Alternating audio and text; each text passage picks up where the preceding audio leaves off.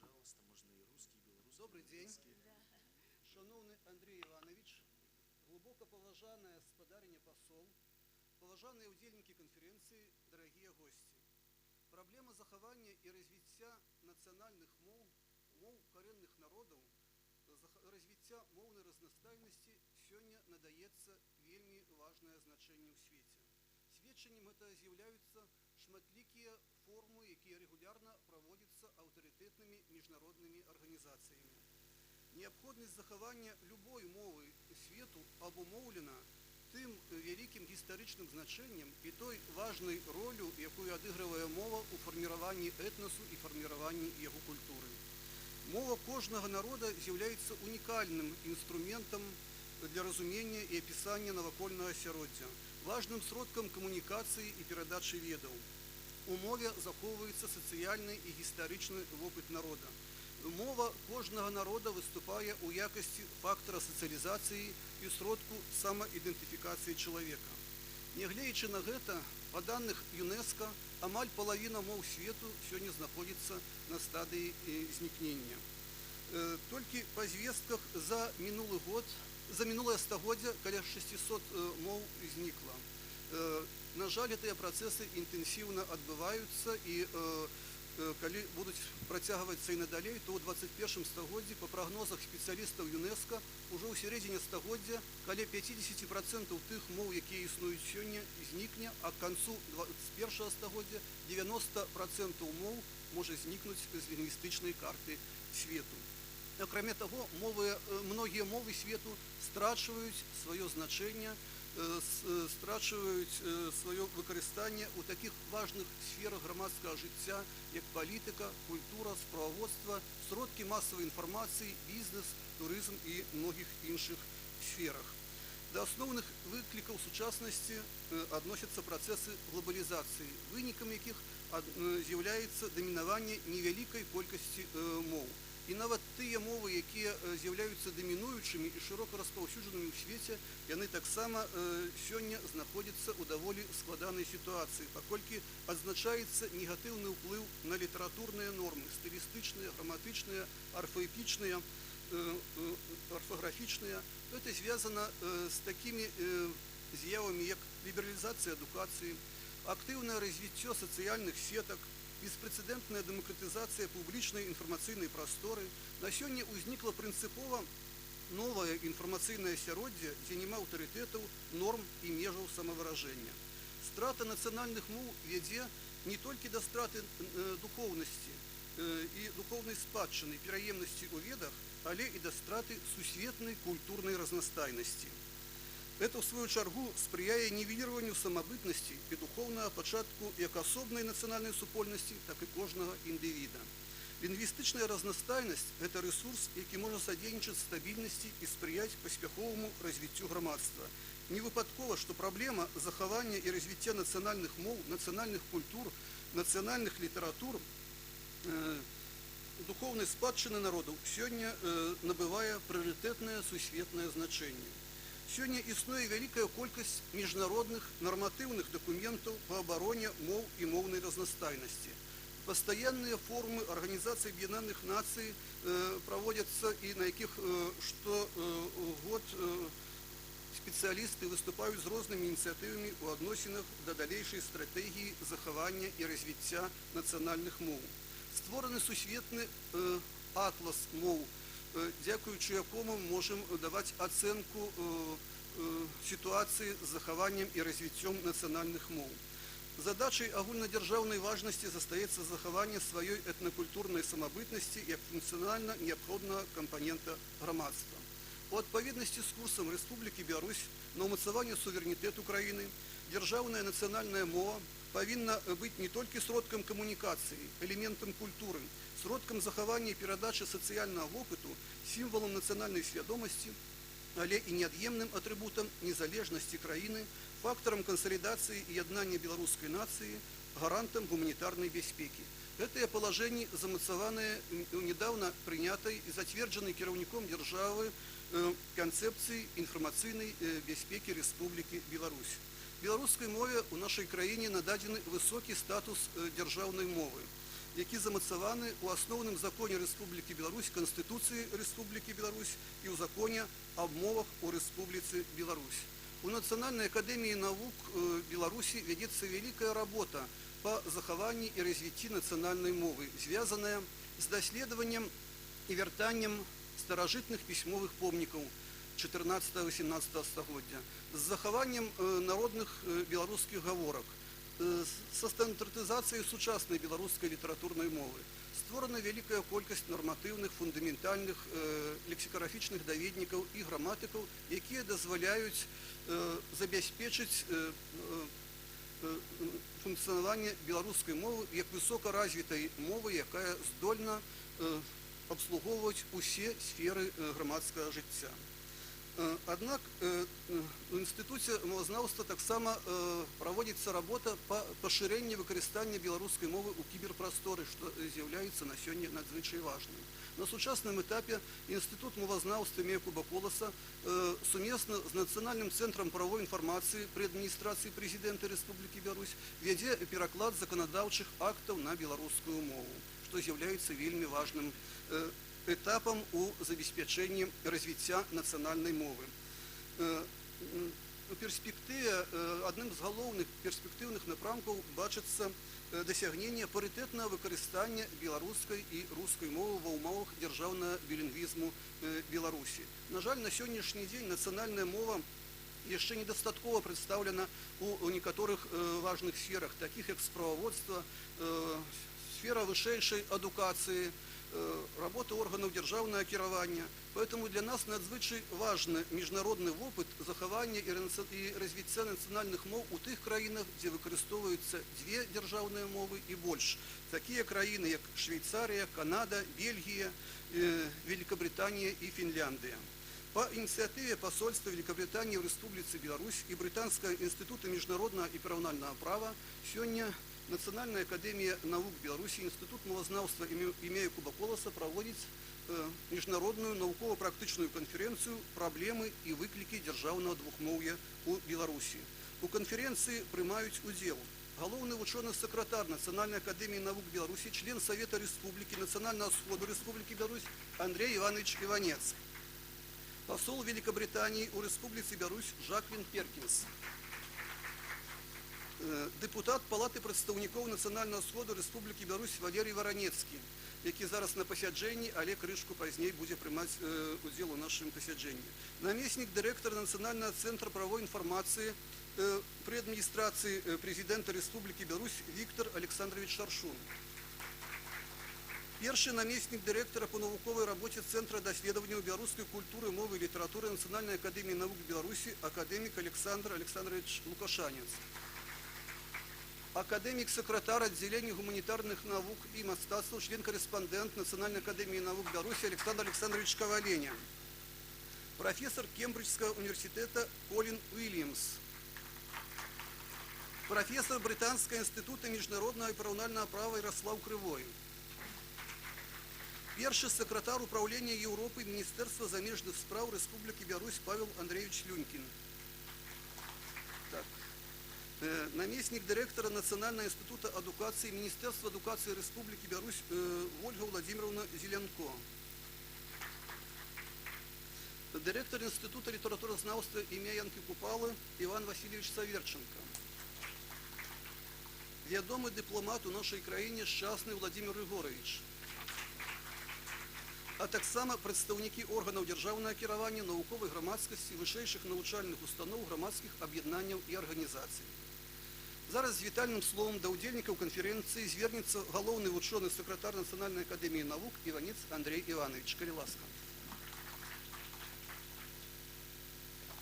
Уважаемые коллеги, уважаемые удзельники сегодняшней нарады, поважанный спадрыні посол, ад імя Прэзідыума Нацыянальнай акадэміі навук Беларусі і ад сябе асабіста дазвольце шчыра вітаць удзельнікаў сённяшняй міжнароднай канферэнцыі. Праблема дзяржаўнага двухмоўя, якая сёння вынесена непасрэдна на разгледжанне нашай сённяшняй канферэнцыі, з'яўляецца важнай і актуальнай для ўсіх нас, і для навукоўцаў, і для сацыяльнага развіцця грамадства Беларусі, а таксама іншых краін, Менавіта па гэтаму сёння наша канферэнцыя з'яўляецца міжнароднай і ў ёй прымаюць удзел прадстаўнікі Великабрытаніі. Суіснаванне ў адзінай прасторы дзвюх ці нават некалькіх моў служыць узбагачэнню краіны культуры. Усталяванню шматбаковага палілогу, якім раскрываюцца сутнасныя аспекты грамадскага жыцця, сацыяльныя і культурныя прыярытэты. У цяперашні час вывучэнне і практычнае выкарыстанне беларускай і рускай моў у справавой, навуковай, адукацыйнай, эканамічнай і іншых сферах нашай краіны з'яўляецца вельмі важным, і гэта пацверджваецца рэгуляваннем у Рэспублікі Беларусь законам аб мовах у Рэспублікі Беларусь. У адпаведнасці з гэтым законам грамадзяне нашай краіны маюць права выкарыстоўваць ва ўсіх сферах камунікацыі любую з дзяржаўных моў. Таксама яны маюць права выкарыстоўваць ва ўсіх сферах камунікацыі ці рускую, ці беларускую мову па сваім уласным жаданні, а таксама атрымліваць поўную інфармацыю ў любой галіне дзейнасці па абранай мове. Двухмоўе і нават шматмоўе ў Беларусі мае глыбокія гістарычныя карані. Спрадведку на нашай зямлі гучалі і існавалі беларуская, царкоўна-славянская, лацінская, а пасля татарская, польская, руская, яўрэйская, украінская і іншыя мовы. Наша краіна, якая знаходзіцца на скрыжаванні славянскіх і еўрапейскіх шляхоў у культурных традыцыях, зазнала ў сваім мінулым уздзеянне розных моў, увасуадносіны якіх у розныя часы былі неаднолькавымі. Былі ў гісторыі Беларусі часы, калі пераважнае выкарыстанне ў пісьмовай форме атрымлівалі польская і руская мовы, што таксама накладала свой адбітак на фарміраванне ментальнасці і сістэмы духоўных каштоўнасцей беларускага грамадства. Беларусы вызначаюцца талерантнасцю, адкрытасцю да дыялогу з прадстаўнікамі іншых культурных традыцый і разам з тым паслядоўным адстойваннем сваёй культурнай нацыйнай адметнасці. Таму і зараз Нацыянальная акадэмія навук Беларусі, сродкі масавай камунікацыі, установы адукацыі, культуры нашай краіны пастаянна праводзяць вялікую працу па пашырэнні і падтрымцы беларускай мовы і нацыянальнай культуры. Так, у Нацыянальнай акадэміі навук Беларусі ў кастрычніку-лістападзе мінулага года быў праведзены першы міжнародны навуковы кангрэс «Беларуская мова. Галоўная гісторыка-культурная каштоўнасць нацыі і дзяржавы», у якім прынялі ўдзел прадстаўнікі органаў дзяржаўнага кіравання Рэспублікі Беларусь, а таксама замежныя вучоныя з цэлага шэрагу краін. Мы шырока кантактуем па пытаннях вывучэння моўнай сітуацыі з даследчыкамі з Германіі, Літвы, Італіі і іншымі краінамі Еўропы. Беларускімі замежнымі лінгвістамі былі разгледжаны шматлікія актуальныя пытанні, у тым ліку неаднаразова абмяркоўваліся канкрэтныя прапановы па рэалізацыі дзяржаўнага двухмоўя ў Рэспублікі Беларусь, а таксама па забеспячэнні доступу грамадзян да прававой інфармацыі і дзяржаўных паслуг на нацыянальнай дзяржаўнай мове. Паслядоўна і планамерна ажыццяўляецца пераклад на беларускую мову заканадаўчых актаў, вучэбнай і навуковай літаратуры, вядзецца падрыхтоўка слоўнікаў, нарматыўных даведнікаў, удасканалены правілы беларускай арфаграфіі, пунктуацыі, таксама зацверджаны ў юрыдычным парадку. У гэтым кантэксце вопыт іншых краін, у тым ліку Великабрытаніі, у меркаванні брытанскіх вучоных з'яўляюцца для нас новымі і цікавымі, як у агульнатэарэтычным, так і ў практычным аспектах, што несумненна паслужыць далейшаму развіццю дзяржаўнага двухмоўя і навуковых даследаванняў у гэтых працэсах у Нацыянальнай акадэміі навук Беларусі, а таксама збліжэнню нашых народаў і культур. Жадаю удзельнікам навуковай канферэнцыі плённых вынікаў, выдатных навуковых дасягненняў, а ўсім прысутным моцнага здароўя, добрага настрою і поспехаў у працы на карысць нашай сумеснай працы. Дзякуй.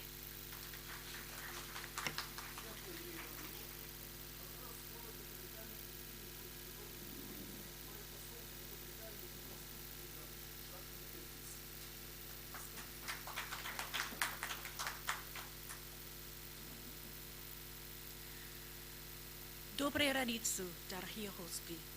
Я вельми радая відкрити цю конференцію, а так само вітати нашого гостя з Великобританії, професора Коліна Вільямса. Apologies, that is the extent of my Belarusian language, so I will continue in English. Извините. I am very pleased to welcome you today to this important conference on the problems and challenges on bilingualism in Belarus and the UK. Я вельмі рада вітати вас на гэтай канференцыі, дзе мы будзем абмяркоўваць праблемы і выклікі дзяржаўнага двухмоўя ў Беларусі і Вялікабрытаніі. As we live in an increasingly globalized world, this question is relevant to many countries. Паколькі мы жывем у сучасным глобалізаваным свеце, гэта вялікая праблема для шматлікіх краінаў. So I'm very grateful to Professor Yarik Krivoy from the British Institute of International and Comparative Law, whose initiative it was to bring us together today. Тому я вельмі дякую професору Ярославу Кривому, чия ініціатива об'єднала нас сьогодні разом, і ми можемо обмірковувати ці проблеми.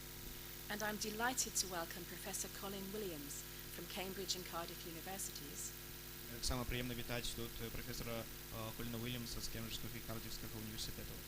By the way, Cambridge was my old university. До речі, Кембридж був і нашим університетом. He was going to share his expertise on the approaches to bilingualism in the United Kingdom. Він буде розповідати про ситуацію двохмов'я у Великобританії, у Уельсі, і як це працює в Великобританії. I was not fortunate enough to have grown up in a bilingual household or family. Я сама росла у білінгвічній сім'ї і у матері. Or in a place such as Wales, Switzerland or Belarus, where more than one language is spoken. І тому і Уельс, і Шотландія, і Білорусі мають подобну проблему, де два або більше мов, де люди розмовляють на двох або більше мовах. And where children can become naturally bilingual or multilingual. Де діти можуть стати або білінгвічними, або розмовляти на більше мовах у їх дальнішому житті.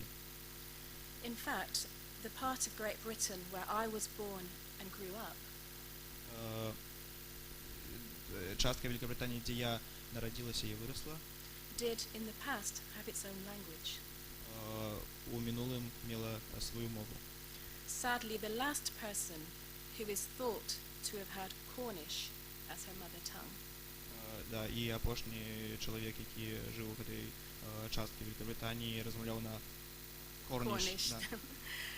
на корнішській мові.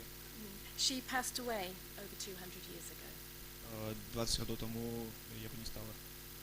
The language still exists and people study it, Але мова існує і люди вивчають її. and they even try to speak it as a second language. І вони навіть спробують розмовляти на неї як на другій мові. But it is hard to imagine that the Cornish language will become as dominant as English is today. Але це вельми тяжко уразити, що корнська мова може стати настільки впливовою, як і англійська мова зараз. And of course, the fate of the Cornish language is not unique. Ну і, звісно, тінь корнської мови є навіть так само вельми унікальною. Linguists estimate that of the approximately 7,000 languages which exist in the world today, Лінгвісти означають, що зараз існує більше за 7 тисяч мов. about half of them are in danger of dying out during this century. Десь полова з їх зараз у небезпеці. So I'm very impressed by the tremendous work being done by the National Academy of Sciences in Belarus Тому я вельми ураджена той роботі, яку проробила Національна академія наук Республіки Білорусь. on researching the Belarusian language. Вивчає білоруську мову. Language is not just a means of communication. Мова – це не просто сродок комунікації. Language reflects the life and society of the people who speak it. Мова, вона адлюстровується на житті людей, які живуть у громадстві, громадському житті людей. It brings a sense of identity. Мова – це почуття ідентифікації. And being bilingual or multilingual has been shown to bring huge advantages in intellectual development. І коли люди або білінгвічні, або розмовляють на більш мовах, яны больш інтэлектуальныя і больш развітыя ў гэтай сферы. So I applaud the government of Belarus for its efforts to support the use of the Belarusian language.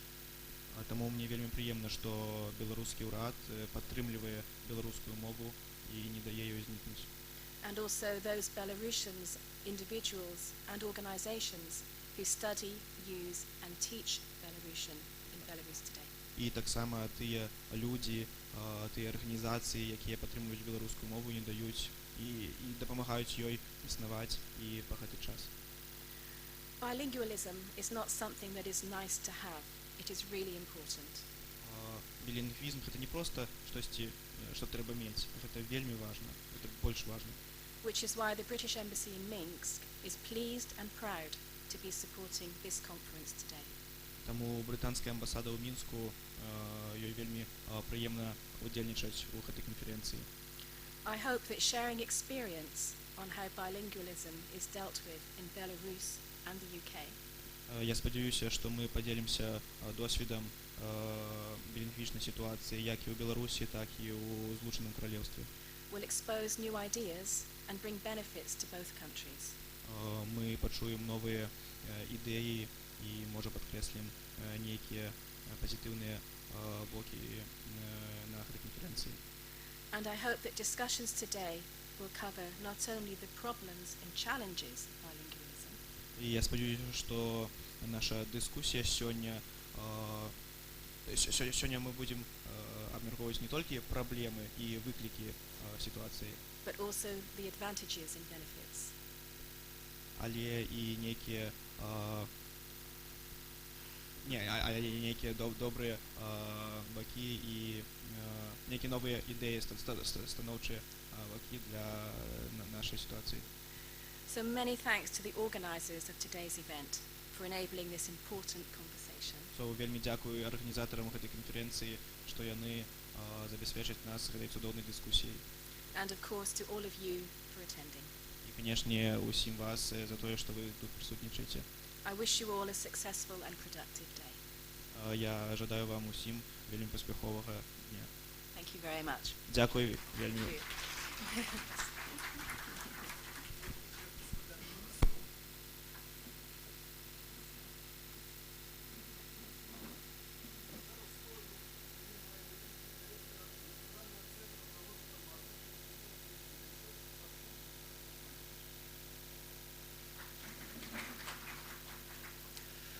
Паважаныя арганізатары, удзельнікі і госці.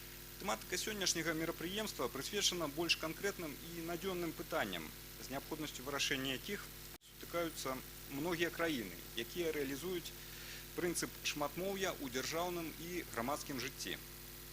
І тут, здавалася б, у такім адносна вузкім сегменце варыятыўнасць і запатрабаванасць навуковага пазнання вельмі высокая. У прыватнасці, у навуковай супольнасці досыць шырока абмяркоўваюцца праблемы дакладнага перакладу прававых актаў, аўтэнтыфікацыі актаў заканадаўства і звязанае з імі пытанне пра прыярытэт якога-небудзь тэксту, што абумоўліваецца функцыянальнымі магчымасцямі канкрэтнай нацыянальнай мовы, наяўнасцю ў ёй сродкаў, здольных дакладна выказаць пэўнае прававое паняцце. У сувязі з гэтым важным з'яўляецца праблема распрацоўкі і уніфікацыі юрыдычнай тэрміналогіі нацыянальнага заканадаўства. Неабходнай умовай развіцця прававой дзяржавы і грамадскай супольнасці з'яўляецца прававая дасведчанасць грамадзян і службовых асобаў. Наяўнасць у іх дастатковых ведаў аб правах, абавязках, забаронах, якія замацаваны ў нормах права. Крыніцай такіх ведаў з'яўляецца прававая інфармацыя. Таму для Рэспублікі Беларусь актуальным з'яўляецца пытанне прадастаўлення роўных магчымасцяў грамадзянам у выкарыстанні прававой інфармацыі як на рускай, так і на беларускай мовах. Важнасць вырашэння дадзенай праблемы агучыў і кіраўнік дзяржавы 1 сакавіка 2019 года у ходзе вялікай размовы з прэзідэнтам. У мінулым годзе, як казаў сёння Ігор Леонович, пры нашым цэнтры быў створаны экспертны савет па перакладзе заканадаўчых актаў на беларускую мову. У яго склад увайшлі прадстаўнікі Нацыянальнай акадэміі навук Беларусі, палаты прадстаўнікоў нацыянальнага сходу, Міністэрства юстыцыі, Міністэрства культуры, вышэйшых навучальных устаноў і іншых арганізацый, таксама у тым ліку і недзяржаўных. Сёння завершана праца над перакладам выбарчага кодексу, кодексу аб шлюбе і сям'і, працягваецца пераклад грамадзянскага кодекса. З тэкстамі перакладаў гэтых заканадаўчых актаў можна азнаёміцца ў вольным доступе на нацыянальным прававым інтэрнэт-партале Рэспублікі Беларусь, як і з іншай афіцыйнай прававой інфармацыі. Адзначу, што праблемы мовы заканадаўства, яе развіцця, удасканалення юрыдычнай тэрміналогіі на рускай і беларускай мовах, таксама перакладу такой тэрміналогіі на замежныя мовы з'яўляюцца прадметам інтарэсаў Нацыянальнага цэнтра прававой інфармацыі ўжо больш за 20 гадоў з моманту яго стварэння. У сваёй дзейнасці цэнтр робіць стаўку на выкарыстанне патэнцыялу інфармацыйных тэхналогій. У дзяржаўных органах і іншых арганізацыях выкарыстоўваюцца сродкі аўтаматызаванага перакладу правовых актаў і іншых дакументаў з рускай на беларускую мову і наадварот. Цэнтрам распрацаваны перакладчык, які інтэграваны ў інфармацыйна-пашуковую сістэму «Эталон». Гэта сістэма змяшчае усе акты беларускага заканадаўства, правапрымяняльную практыку, навуковыя працы, каментарыі спецыялістаў і іншую правовую інфармацыю ў электронным выглядзе. Распрацаваны і пастаянна развіваецца юрыдычны слоўнік, які змяшчае тэрміны нацыянальнага заканадаўства і іх азначэнні, а таксама іх пераклады на беларускую і англійскую мову. Азнаёміўшыся з праграмай канферэнцыі, хачу асабліва адзначыць удалы выбар фармату правядзення форуму. Думаю, што ён дазволіць удзельнікам у поўнай меры абмеркаваць актуальныя пытанні, абмяняцца вопытам і ведамі. Упэўнены, што сённяшняе мерапрыемства пройдзе ў дзелавой канструктыўнай атмасферы, а яго вынікі будуць карыснымі і знойдуць сваю рэалізацыю ў практыцы. В этой сувязі жадаю ўсім удзельнікам плённых дыскусій, узаемнага узбагачэння ведамі і новымі ідэямі. Дзякую.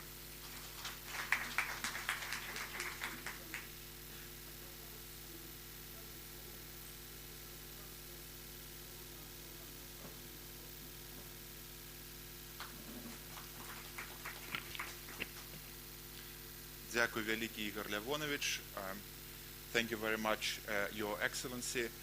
У першую чаргу я бы хацеў падзякаваць Акадэмію навук Рэспублікі Беларусь за тое, што яны згадзіліся прыняць гэтую канферэнцыю і быць партнёрамі Брытанскага інстытуту міжнароднага і параўнальнага права.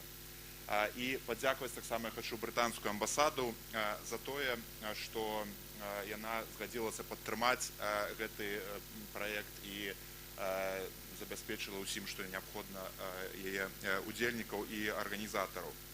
Раскажу некалькі словаў пра Брытанскі інстытут міжнароднага і параўнальнага права, які асноўны арганізатар гэтай канферэнцыі.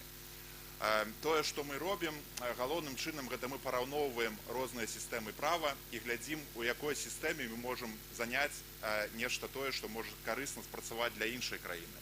Часта гэта не самыя ідэальныя паралелі, але ў кожнай сістэме, у кожнай дзяржаве, у кожнай краіне можна чамусь штосьці вывучыць і чамусьці навучыцца.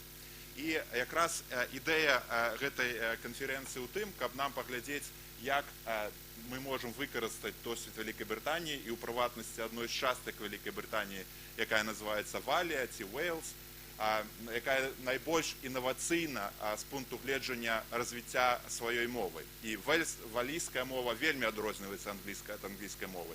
То есть там сур'ёзныя праблемы іншага характару, але яны паспяхова вырашаюць гэтыя праблемы, і мы хочам даведацца, што можна Беларусь для сабе ўзяць, а таксама магчыма, што валійскія улады, валійскія даследчыкі могуць паглядзець у Беларусі для свайго досведу. Для сваёй працы, асноўную частку сваёй працы я, дарэчы, раблю не ў Англіі, не ў Вялікабрытаніі, а ў іншых краінах.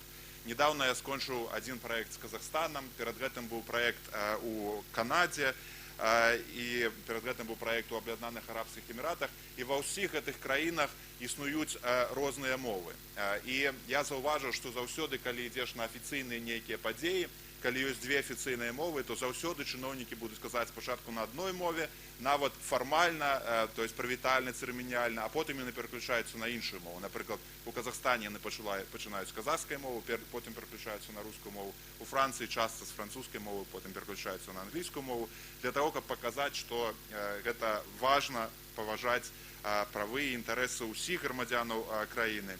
Калі мы глядзім на сітуацыю ў Беларусі, тут ёсць цэлы шэраг пытанняў, якія робяць Беларусь унікальнай. Напрыклад, ці мы можам сказаць, што беларуская мова – гэта мова меншасці? Напэўна, не можам, таму што большасць насельніцтва ў краіне – гэта беларусы.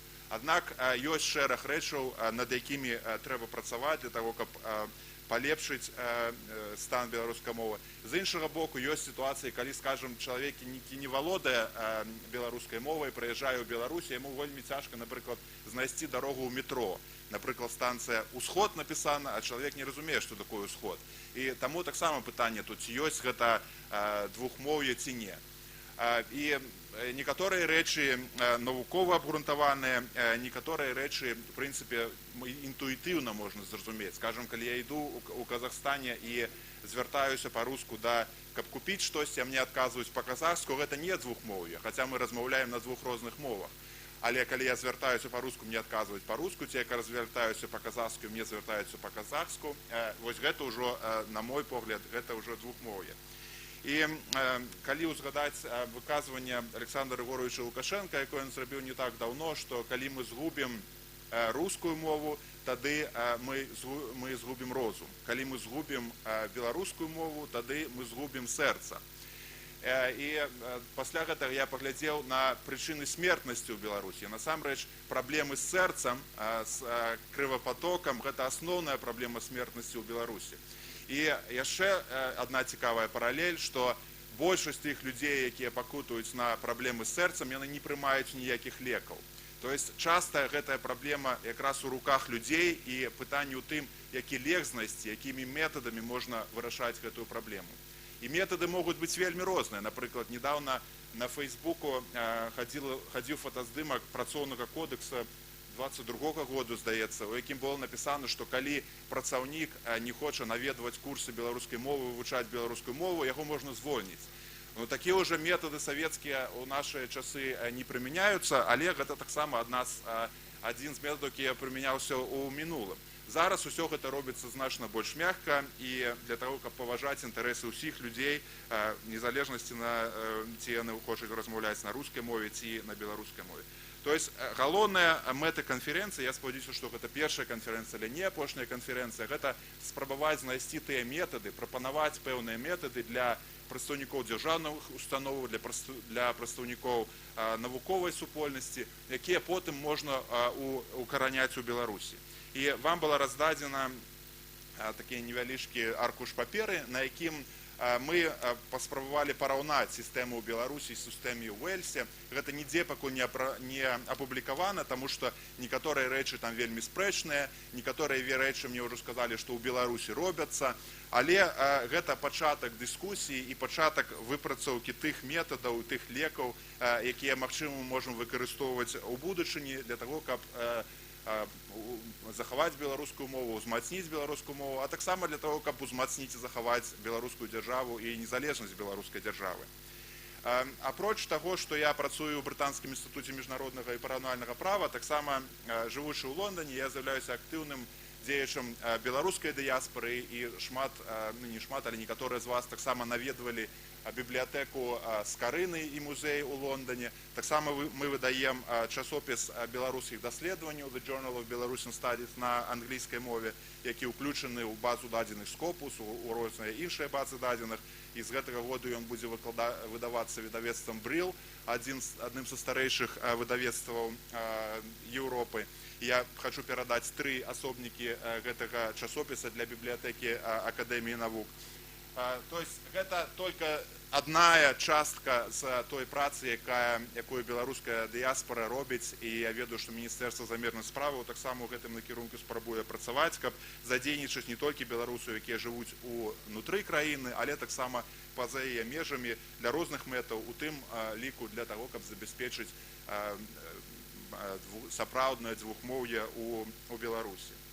Дазвольце мне скончыць на гэтым, і я бы хацеў прадставіць нашага асноўнага дакладчыка. Яшчэ ёсць одно вітальнае слово, ці ўжо прадстаўляць мне асноўнага дакладчыка, Ігор Леонович?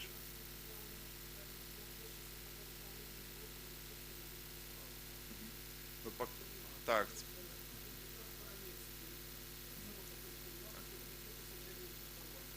Добра, дзякуй. Тады мы спадзяемся, што яны далучацца да нас пазней, і з асноўным дакладам выступіць прафесор Колін Уильямс, які мае доктарскую дысертацыю з універсітэта Уэльса, але ён працаваў у розных краінах, і у Брытаніі, не толькі ў Брытаніі, але таксама ў Канадзе, і займаўся мовамі меншасцяў у краіне баскаў, у корнскай мовы некаторым нейкім чынам таксама. І ён удзельнічаў у выпрацоўцы вось менавіта гэтай інавацыйнай палітыкі, якая выкарыстоўваецца ў Валіі для падтрымкі валійскай мовы. Таму ён можа расказаць нам пра асноўныя метады, якія выкарыстоўваюцца ў Валіі, што яны, якія урокі яны зрабілі са свайго досведу, і, магчыма, штосьці з гэтага спатрэбіцца для Беларусі. Прамова будзе на англійскай мове, пераклада паралельнага не будзе, але мы раздалі асноўныя тэзісы выступу на паперы, і, калі ласка, калі не хапае, калі вам не хапіла, падыміце руку, зараз мы вам дадзім пераклад на беларускую мову. Падыміце руку, калі не хапіла, калі ласка, там адзін. So, Professor Williams, I'd like to welcome you to deliver your keynote address. Then we will have a few minutes for questions as well. We very much look forward to your remarks. Thank you.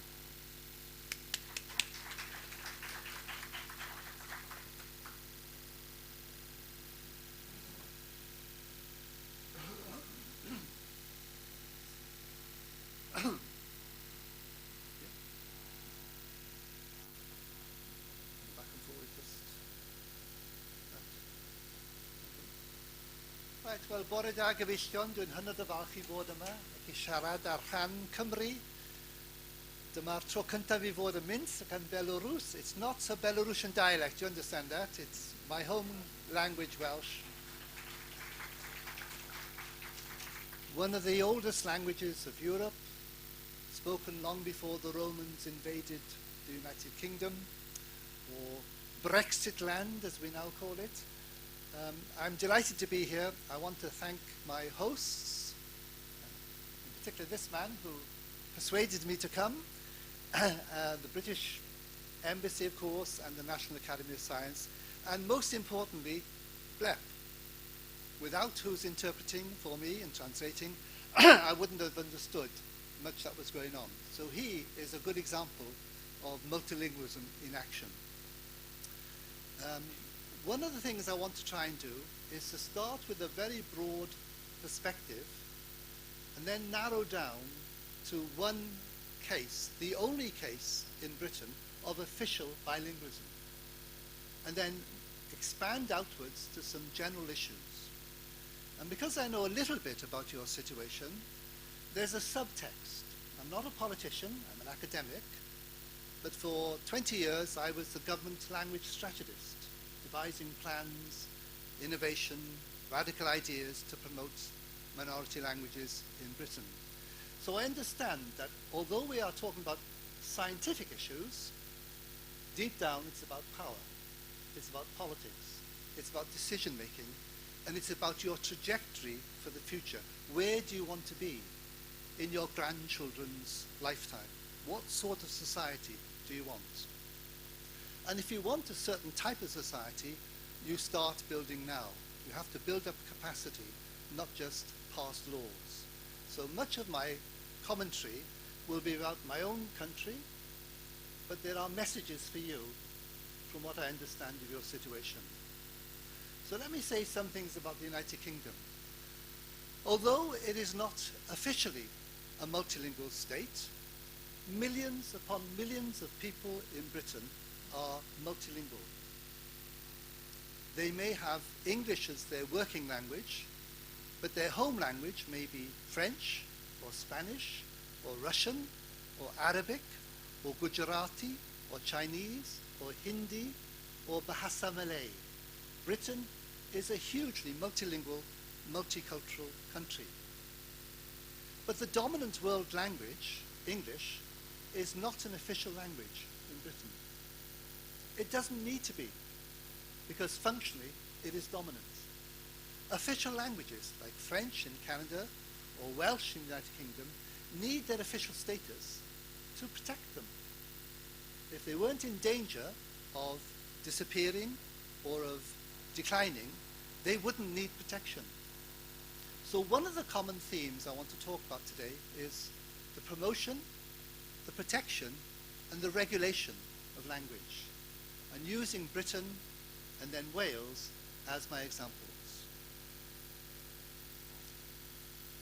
In Europe, we have something like a nominal, very diverse, very complex language situation. But compared to West Africa, or Southeast Asia, or even Papua New Guinea, the diversity of languages in Europe is relatively simple. Latinate, Slavic, Celtic, and Finno-Ugric are the main languages in original typology of Europe. So in relative terms, a fairly homogeneous system. I know English is not the same as Russian, but compared to West African languages or to languages of Indonesia, there's more similarity in the structure, grammar, and intuition in the use of language between Russian and English than there are between many, many identifiable languages in Southeast Asia or in parts of Africa. Within these language structures, there are at least 195 recognized minority language groups in Europe.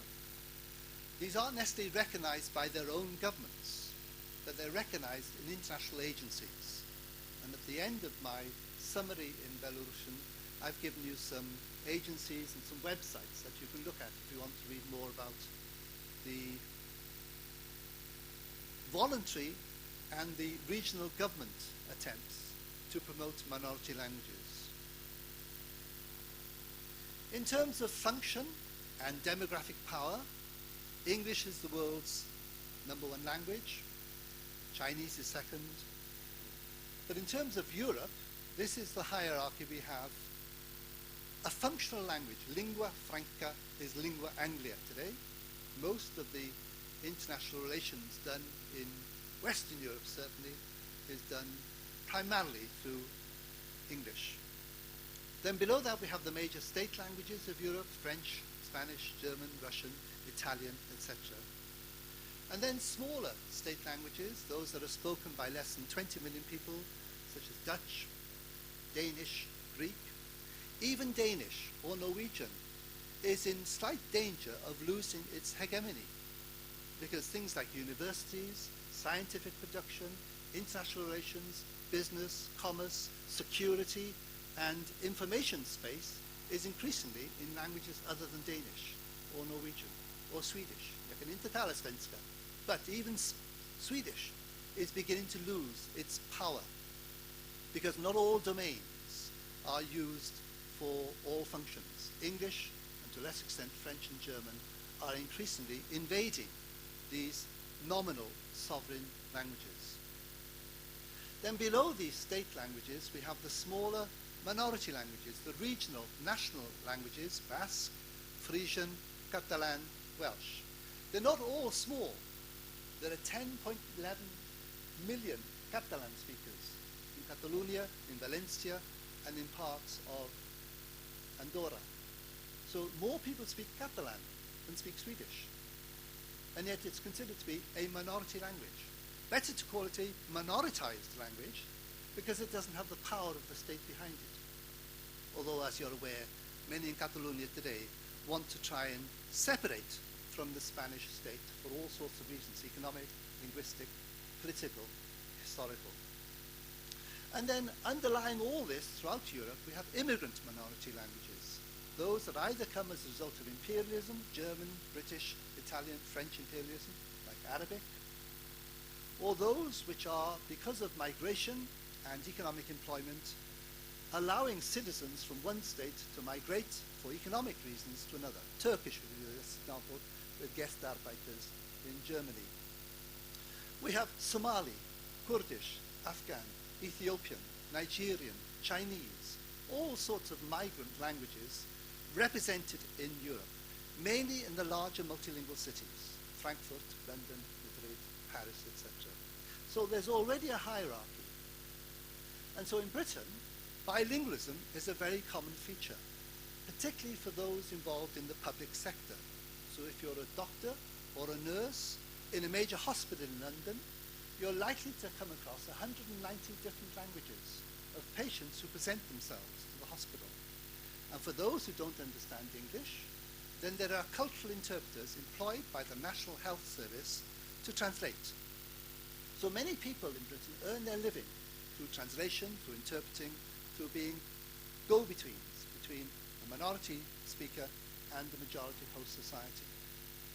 So bilingualism and multilingualism is a very common feature of the UK, from the National Health Service to the media to sport to entertainment. But official recognized bilingualism is quite a different phenomenon. And as I understand it from your new law, you want to strengthen the official underpinning of Belarusian in law and in practice. So I'm going to concentrate on official bilingualism. There have been degrees of official bilingualism in Britain. After the Norman conquest in 1066, for some 300 years, Norman French was the official language of the government of England. And it's still used today in a symbolic sense in the two houses of Parliament in the United Kingdom, when they pass acts or when they have royal assent. It is Norman French which introduces the bills when they become laws. Welsh is recognized in law as having official status. It's the only part of Britain where there is an official language. As I hinted, English doesn't need to be official. It's dominant everywhere. But Welsh is the only part of the United Kingdom which has official status. And in Wales, Welsh is official, English is dominant. It's not official. There's no equality of officialdom in Wales. Welsh is the official language. In Scotland, the Gaelic Language Act of 2005 gives formal recognition to Scottish Gaelic. Only some 50,000 people out of 6 million people in Scotland speak Gaelic. It's related to Irish.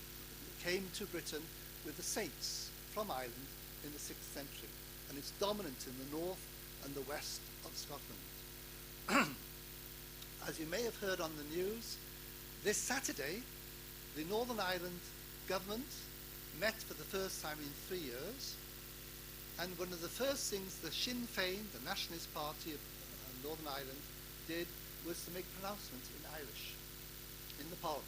The first time that Irish had been used. And one of the stumbling blocks, which meant that there was a abrogation or stopping of the Parliament 3 years ago, was the lack of recognition of the Irish language in the school system, in the public service, and in sport and entertainment by the majority Protestant party, the DUP. That was the cause of suspending Stormont. And now that Stormont has been re-established, it's very much hoped that a form of co-equality of Irish and the English language that's used in Northern Ireland, called Ulster Scots, will be given some degree of parity. It may not be as strong as advocates want, but symbolically it's an important step forward towards recognition and co-equality. So of all the other parts of Britain, which are Celtic in origin, Irish, Scottish, Welsh, Cornish, and in France, Breton, which is the Celtic language, in those parts of Britain, there is a natural bilingualism at work. It varies from Cornish, which is low level, to Welsh, which is about 650,000 people out of 3.2 million. So about 25% of the population are naturally bilingual. This is Wales. 6% of the population of Britain live in Wales.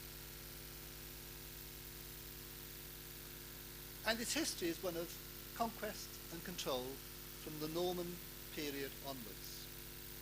So what tourists think are attractive, castles, are symbols of oppression for Welsh nationalists or for Welsh patriots, because it represents the enemy historically. By today, we don't think in such terms, but for centuries and centuries, Wales struggled to survive. So the very fact that I can speak Welsh is one of the miracles of modern Europe, because by all accounts, I live 2.5 hours away from London. You wouldn't expect the Welsh language to survive after 9 centuries of English domination. It should have extinguished itself like many other languages in Western Europe.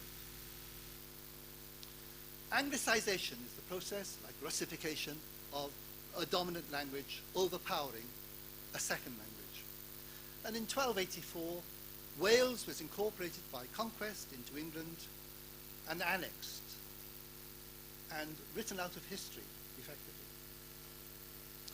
And then in 1485, a Welsh Tudor household, Henry VII, became the King of England and brought with him the Welsh elite to London and to Windsor and to Canterbury.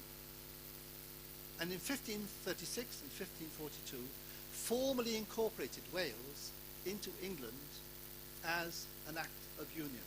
It was meant to benefit the aristocracy, to give them power in the local region of Wales, to give them laws, to give them counties, to give them a stable political structure.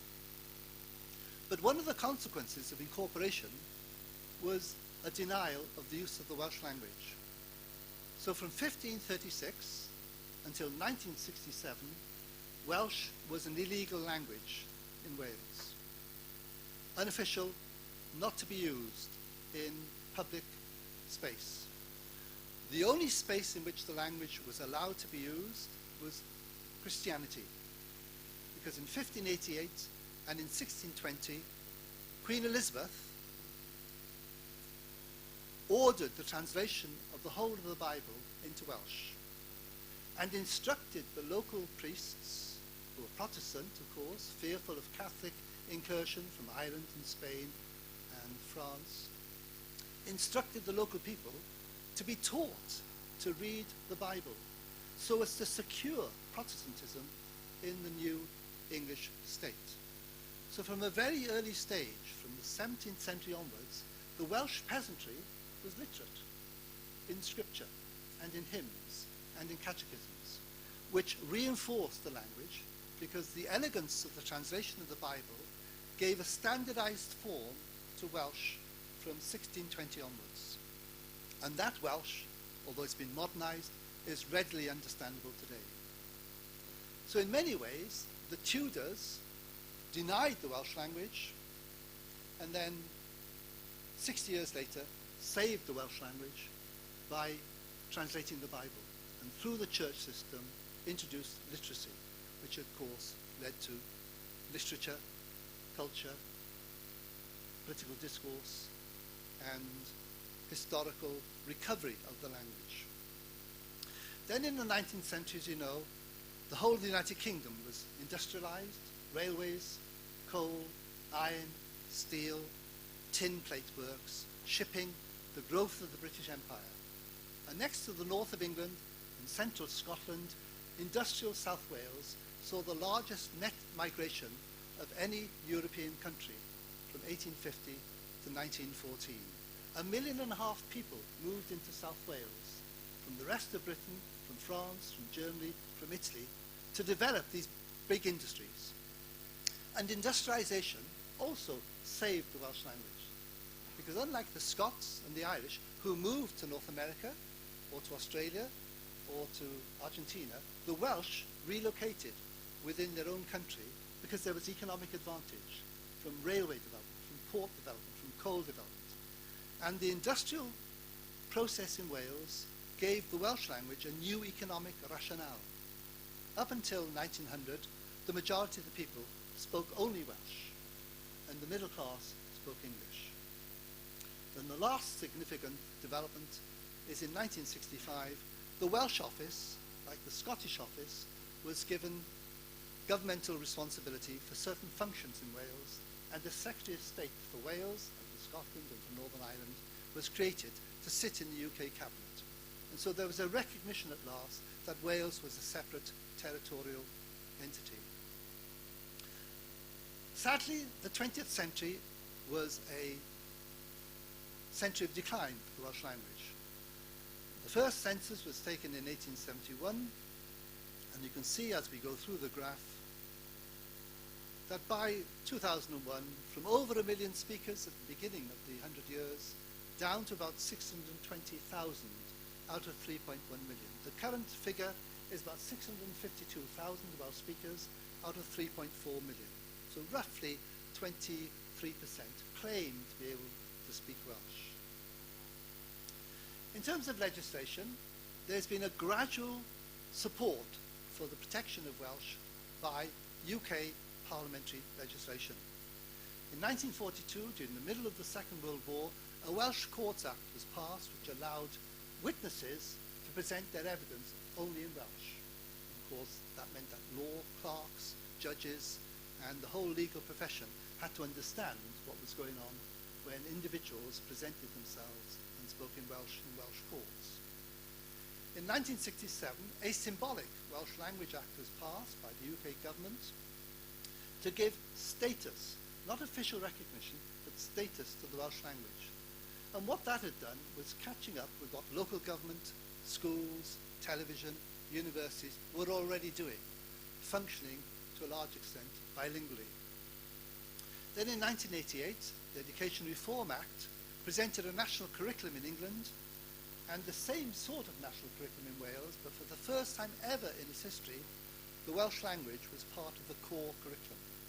English, Welsh, history, mathematics, and the science subject, with a 5 out of the 11 core subjects taught between the ages of 5 and 17, 18. That meant that 40% of the population of Wales which hadn't been introduced to Welsh before 1988, so from 1882 to 1988, over 40% of the population of our country had never taught Welsh. They were either church schools or schools on the border with England or private schools. This is a huge change because for the first time ever, everybody in Wales from the age of 4 to 16 is taught Welsh. It may be basic Welsh for many people as a second language or a third language, but at least they're introduced to it. That has two significant psychological variants. The first is it takes away the stigma of being a minority language. Because if it's now everybody's language in the country, to a larger or a greater extent, at least you understand what's going on radio or television or adverts. You can read. And secondly, increasingly, of course, it takes away the notion that Wales is a one-language country, English. If all the children learn Welsh, then they're all bilingual to a certain extent.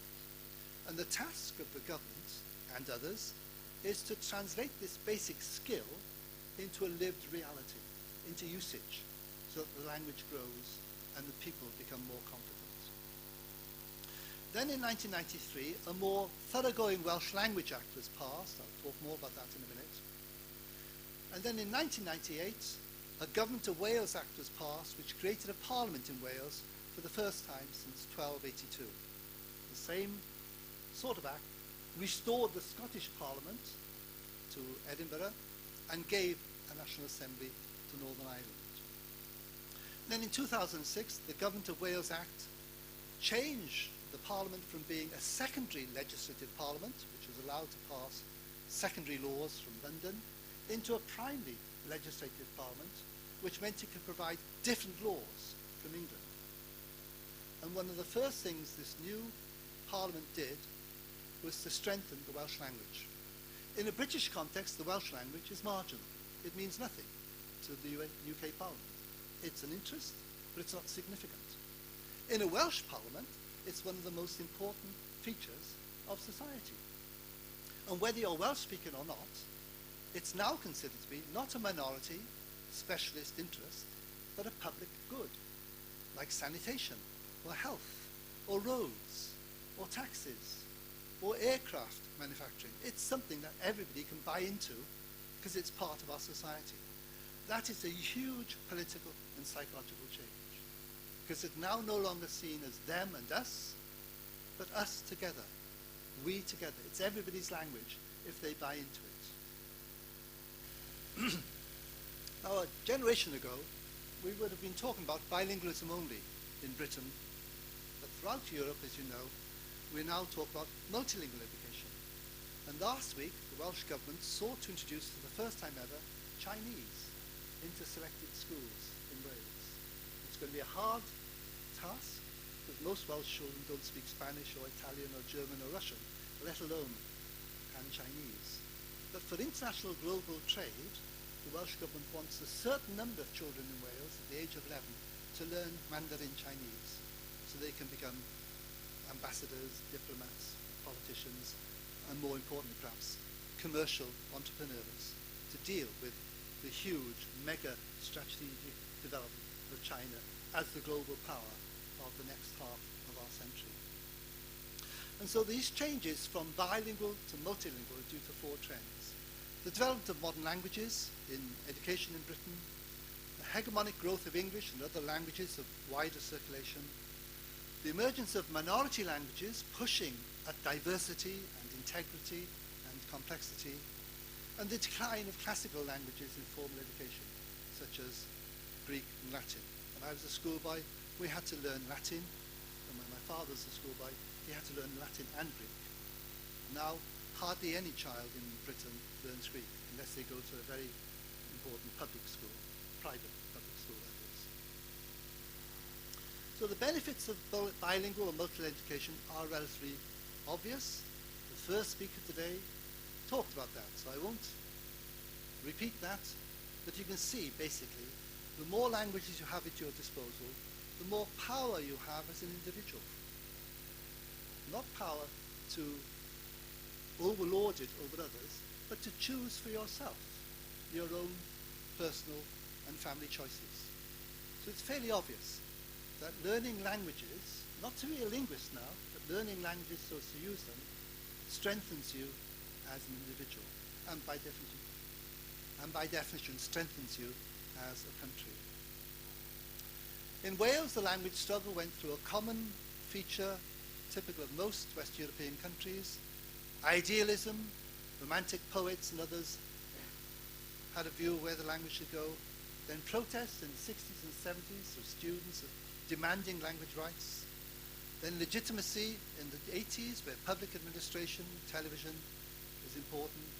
Then institutionalism in the 1990s, where national government, the media, sport took up the role of Welsh.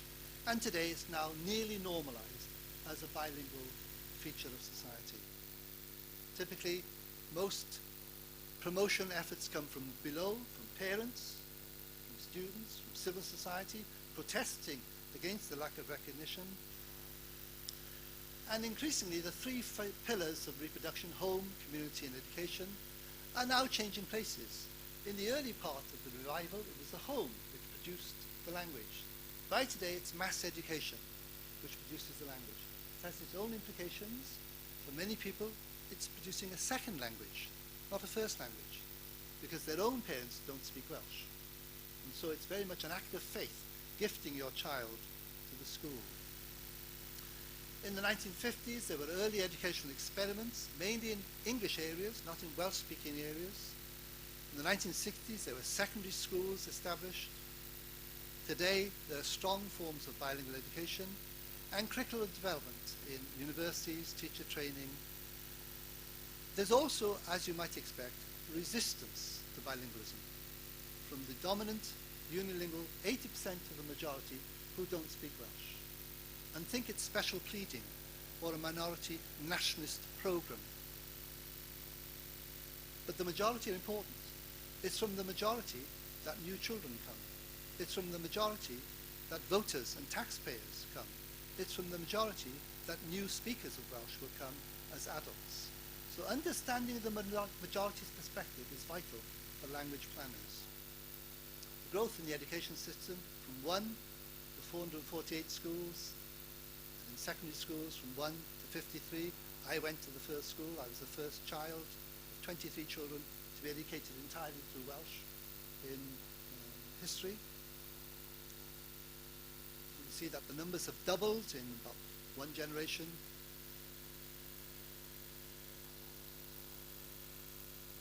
These are the figures. They don't mean much because you don't know how many schools there are in Britain as a whole.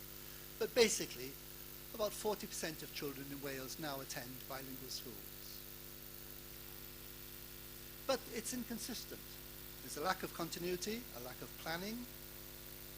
Higher education is partial. There are opportunities through law, chemistry, engineering in Welsh, but very few take it up. There are doubts about the linguistic competence of second language speakers. Are they really speakers of Welsh, or are they speakers of English using Welsh forms? How integral is bilingualism to the lived experience of these speakers? A few comments on the Welsh Language Act. It established the Welsh Language Board, of which I was the strategist for many years.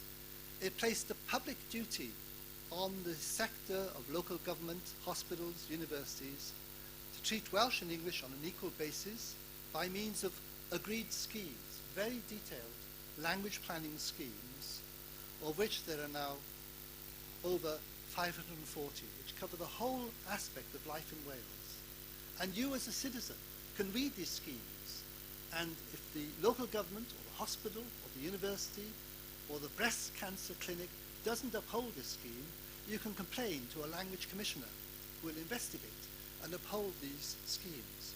These has three things. It gives confidence to the citizen that the Welsh language can be used, not just in law, but in reality. It penalizes the organization if it doesn't uphold its scheme, and that means that the organization has to employ people who are bilingual. So as a side effect of this scheme system, more and more people now earn their living using Welsh and English in the public sector. And thirdly, and most importantly perhaps, the more you use the language in new domains, we heard this morning about how difficult it might be to implement new language legislation and to use it. The more you use it, the more normal and natural it becomes. The more the language develops, the more terminology, capacity building, professional development occurs. So these are the schemes and what they do. They deliver language, they're monitored, there's translation, there's recruitment, there's training. It's a little industry which has boosted Welsh.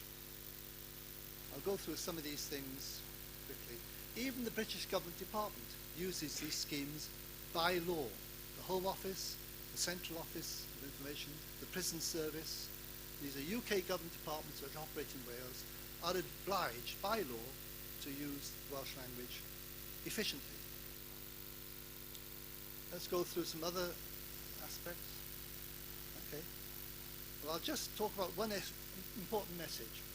If you're now developing new opportunities to use Belarusian, civil servants like to talk about outputs, reaching targets, spending money, delivering programs. That's good, but it's not enough. What we want is behavioral change. We want outcomes. We want to change people's behavior. We've done it in terms of alcohol, plastics, ecology. Is language different? Can you legislate behavioral change?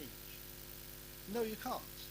But you can, through intelligence, imply nudge theory, growth theory, different sorts of ways in which you can push people to have confidence in their second language. And this is an example from the British government of how complex it really is, what you're embarking on. Passing legislation is just the starting point, of course. It's the formal function. But the real challenge is behavioral change and deep psychology, deep structural change. Hundreds of years of positioning a language in a certain context and boosting that language to become co-equal and coefficient, so it becomes a natural language of default. The individual has a right and a responsibility, but that right and responsibility is nothing unless the system allows that right to be used as a matter of course.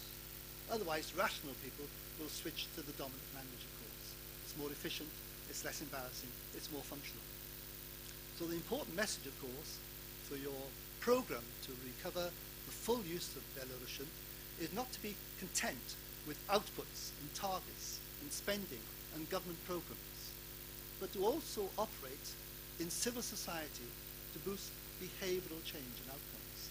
And that takes much more than ministerial pronouncements or taxpayers' money. It takes the spirit and the will of the people through practice and normalized intercourse. And with that, I'll leave it. There are other things to say, but for the moment, that's enough. The message is, don't rely on government alone, of course. They may lead the way. They may provide the opportunities. It's civil society. It's individuals, parents, students, workers who deliver the outputs that you want through social and civic change.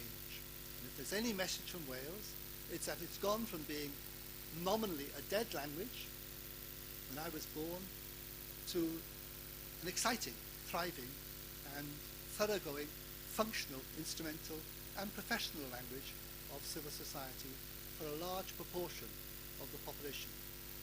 The younger you are in Wales, the more likely you are to be fully functional bilingual. And that's a direct result of the education system supported by government and voters. Diolch yn fawr iawn i chi.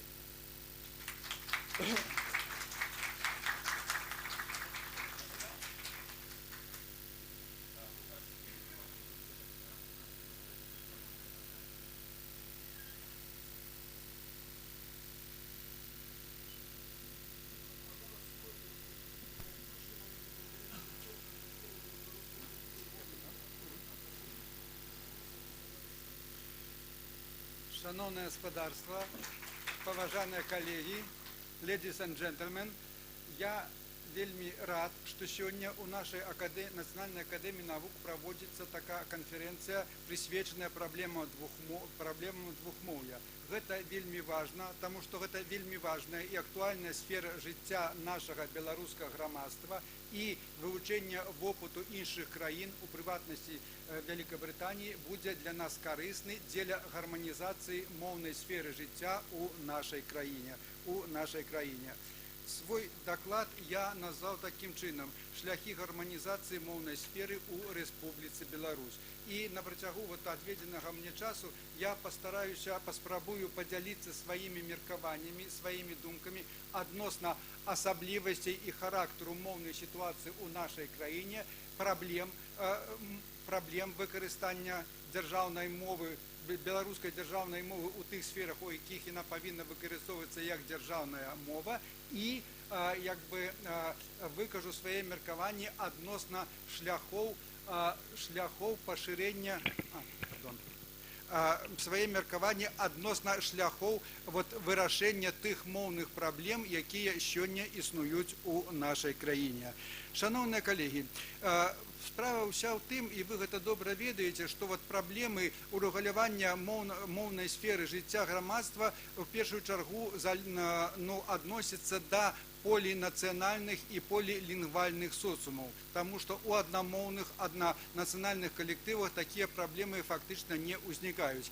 І таму функцыянаванне натуральных моў у двух- і шматмоўным соцыуме абумоўлены, першае, месцам тытульнай нацыі ў структуры насельніцтва краіны, асаблівасцямі моўнай сітуацыі і месцам у ёй тытульнай мовы, афіцыйным статусам тытульнай мовы, камунікатыўнай значнасцю тытульнай мовы, наяўнасцю лінгвістычнага забеспячэння, наяўнасцю заканадаўчай базы і месцам у сучаснай кіберпрасторы. Я звяртаю увагу на апошні тэзіс месца ў кіберпрасторы, таму што сёння у сувязі з пашырэннем новых інфармацыйных тэхналогій пытанне ставіць такім чынам, што толькі паўнавартасная прысутнасць нацыянальных моў у кіберпрасторы забяспечыць іх захаванне і функцыянаванне ў нацыянальных соцыумах. І менавіта з гэтых пазіцый павінна ацэньвацца і вырашацца моўная сітуацыя ў нашай краіне. У нашай краіне, калі гаварыць вельмі коротка, існуе дзяржаўнае беларуска-рускае двухмоўе. А калі гаварыць больш канкрэтна пра тып моўнай сітуацыі, то яе можна ахарактарызаваць як экзаэндагеннае, незбалансаванае, нераўнаважнае, блізкароднаснае дзяржаўнае двухмоўе, ускладненае мовамі нацыянальных меншасцей, нацыянальных дыяспар і пашырэннем прысутнасці сусветных моў, у прыватнасці англійскай і ў апошні час кітайскай моў і іншых сусветных моў. Зноў жа, я тут хочу звярнуць увагу на апошні момант, таму што сёння англамоўная экспансія – гэта адзін з важнейшых выклікаў для функцыянавання нацыянальных моў у сваіх нацыянальных соцыумах. І праблема тут заключаецца не толькі ва ўплыве англійскай мовы на лексіконы нацыянальных моў, гэта не самае важнае, а самае важнае, што сёння англійская мова актыўна пранікае ва ўнутры нацыянальныя сферы камунікацыі. І ў перспектыва гэта вельмі не тое, чтобы небяспечна, гэта пашырае камунікатыўныя магчымасці грамадства, але разам з тым гэта ставіць праблему выцяснення нацыянальных моў на этнакультурную перыферыю, і гэта мы сёння таксама павінны улічваць. Калі гаварыць, што у нас экзаэндагенная, незбалансаванае, нераўнаважнае двухмоўе, то гэта азначае, што сёння ў нашым соцыуме, у нашай камунікатыўнай прасторы паралельна выкарыстоўваюцца дзве нацыянальныя мовы і розныя падсістэмы гэтых дзвюх нацыянальных моў, беларускай і рускай. Я не буду больш падрабязна спыняцца на гэтым, гэта ў прынцыпе зразумела. Я прашу прабачэння, я чытаю свое выступленне на беларускай мове, што цалкам заканамерна, але я абяцаю сваім брытанскім калегам, што англамоўны варыянт маёй прэзентацыі, а пазней поўны тэкст майго даклада будзе выкладзены, будзе размешчаны на сайце нашага інстытута. Зыходзячы з гэтага азначэння моўнай сітуацыі ў Беларусі, мы павінны канстатаваць, што адносна спецыфіку месца беларускай мовы ў агульнай камунікатыўнай прасторы Беларусі. А тут трэба звярнуць увагу на наступныя моманты, што беларуская мова функцыянуе паралельна з іншай блізкароднаснай мовай з такім жа заканадаўчым статусам. Гэта вельмі важны аспект, які, скажем, ускладняе функцыянаванне беларускай мовы як дзяржаўнай, пра гэта я крышку скажу пазней. І другое, што рэальна беларуская мова сёння займае другарадныя пазіцыі, калі не ва ўсіх, то ў большасці афіцыйных сферах ужытку. І ў гэтым сэнсе парадокс нашага двухмоўя заключаецца ў тым, што мова тытульнай нацыі і нацыянальнай большасці не з'яўляецца пераважнай мовай камунікацыі ў большасці афіцыйных і неафіцыйных сфер зносін. І ў сувязі з гэтым, калі гэта ўсё вымагае нас гаварыць пра неабходнасць гарманізацыі сферы моўнага жыцця нашай краіны, пра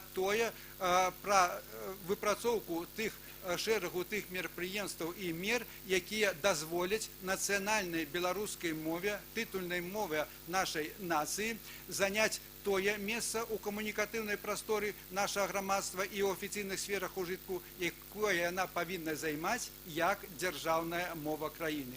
І я лічу, і гэта, я думаю, в прынцыпе, вы са мной пагодзіцеся, што для паўнавартаснага функцыянавання любой нацыянальнай мовы, а ў тым ліку і беларускай мовы, у двух- і шматмоўным соцыуме павінны быць выкананы умовы некалькі умоў. Комплекс умоў. Гэта першы комплекс лінгвістычных умоў, прававых, адукацыйных і ментальна-псіхалагічных. І для нашай моўнай сітуацыі менавіта ментальна-псіхалагічныя, відаць, з'яўляюцца бадай што самымі важнымі.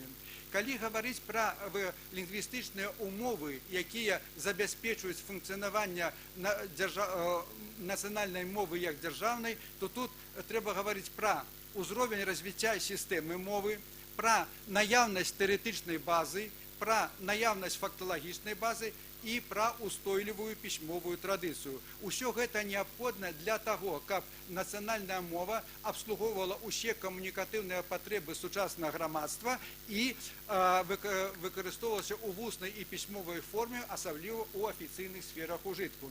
Я тут адразу хочу сказаць, і гэта ўжо часткова гучала ва ўступным слове дырэктара Ігора Капылова, што вось сёння ёсць усе лінгвістычныя умовы для паўнавартаснага выкарыстання нацыянальнай беларускай мовы ва ўсіх сферах афіцыйнага ўжытку. Беларуская мова валодае дастатковым слоўнікам, складам і разгалінаванай тэрміналогіі, каб выкарыстоўвацца там, дзе яна павінна выкарыстоўвацца дзяржаўная мова краіны. У нас ёсць дастаткова поўныя апісанні ўсіх узроўняў сістэмы беларускай мовы, і самае галоўнае, існуе факталагічная база, якая забяспечвае усе камунікатыўныя патрэбы сучаснай беларускамоўнай практыкі. Ну і нарэшце устойлівая пісьмовая традыцыя, якая дазваляе выкарыстоўваць літаратурную пісьмовую мову у афіцыйных сферах ужытку.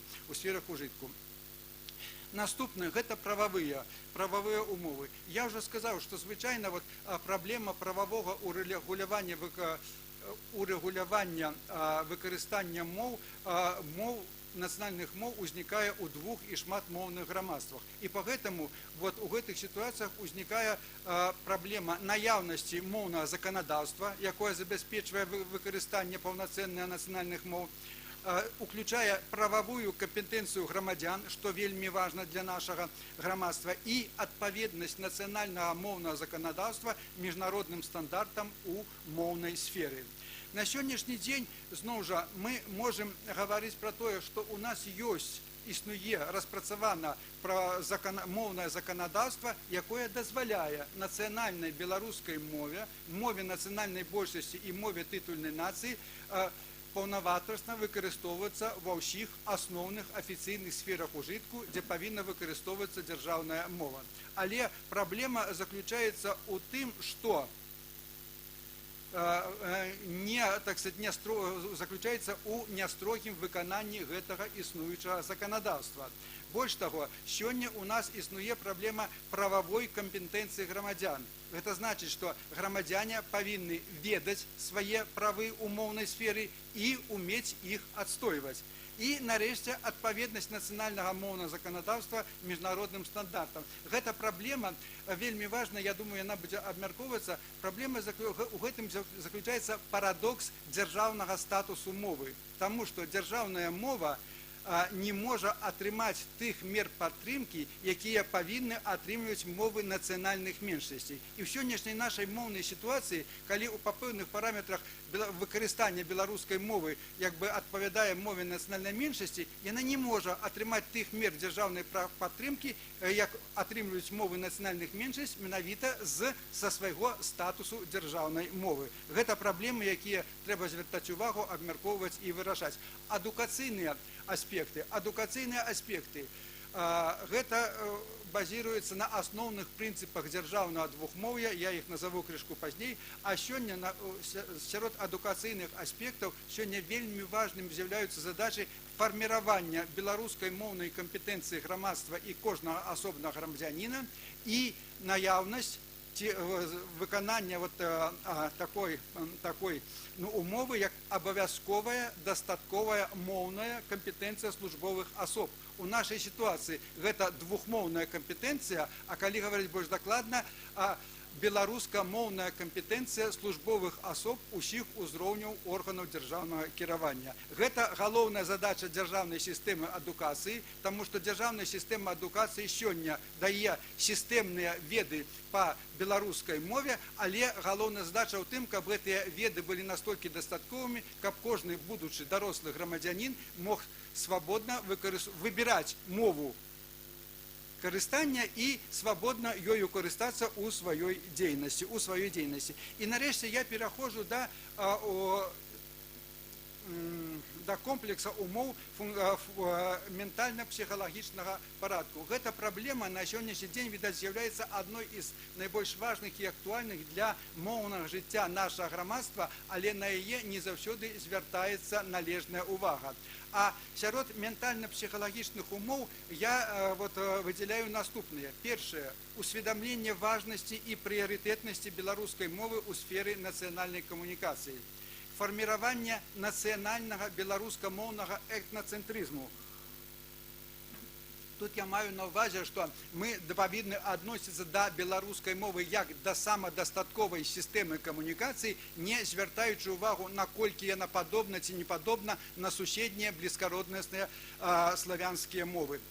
Далей. Наданне беларускай мове функцыі аб'яднання нацыі, а не канфронтацыі. На жаль, на сённяшні дзень гэта вельмі важная праблема для моўнага жыцця нашага грамадства.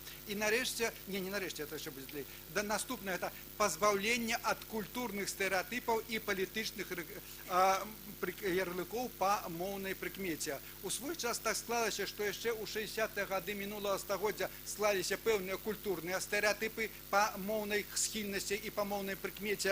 Беларуская мова – вясковы соцыум, традыцыйная культура, руская мова – гарадскі соцыум, сучасная культура і гэтак далей. Крышку пазней склаліся і пэўныя палітычныя стэрэатыпы. Я пра іх неаднаразова пісаў, і яны адлюстраваны ў маіх публікацыях. Зараз я не буду на гэта спыняцца, але калі будзе неабходнасць, я магу больш падрабязна патлумачыць.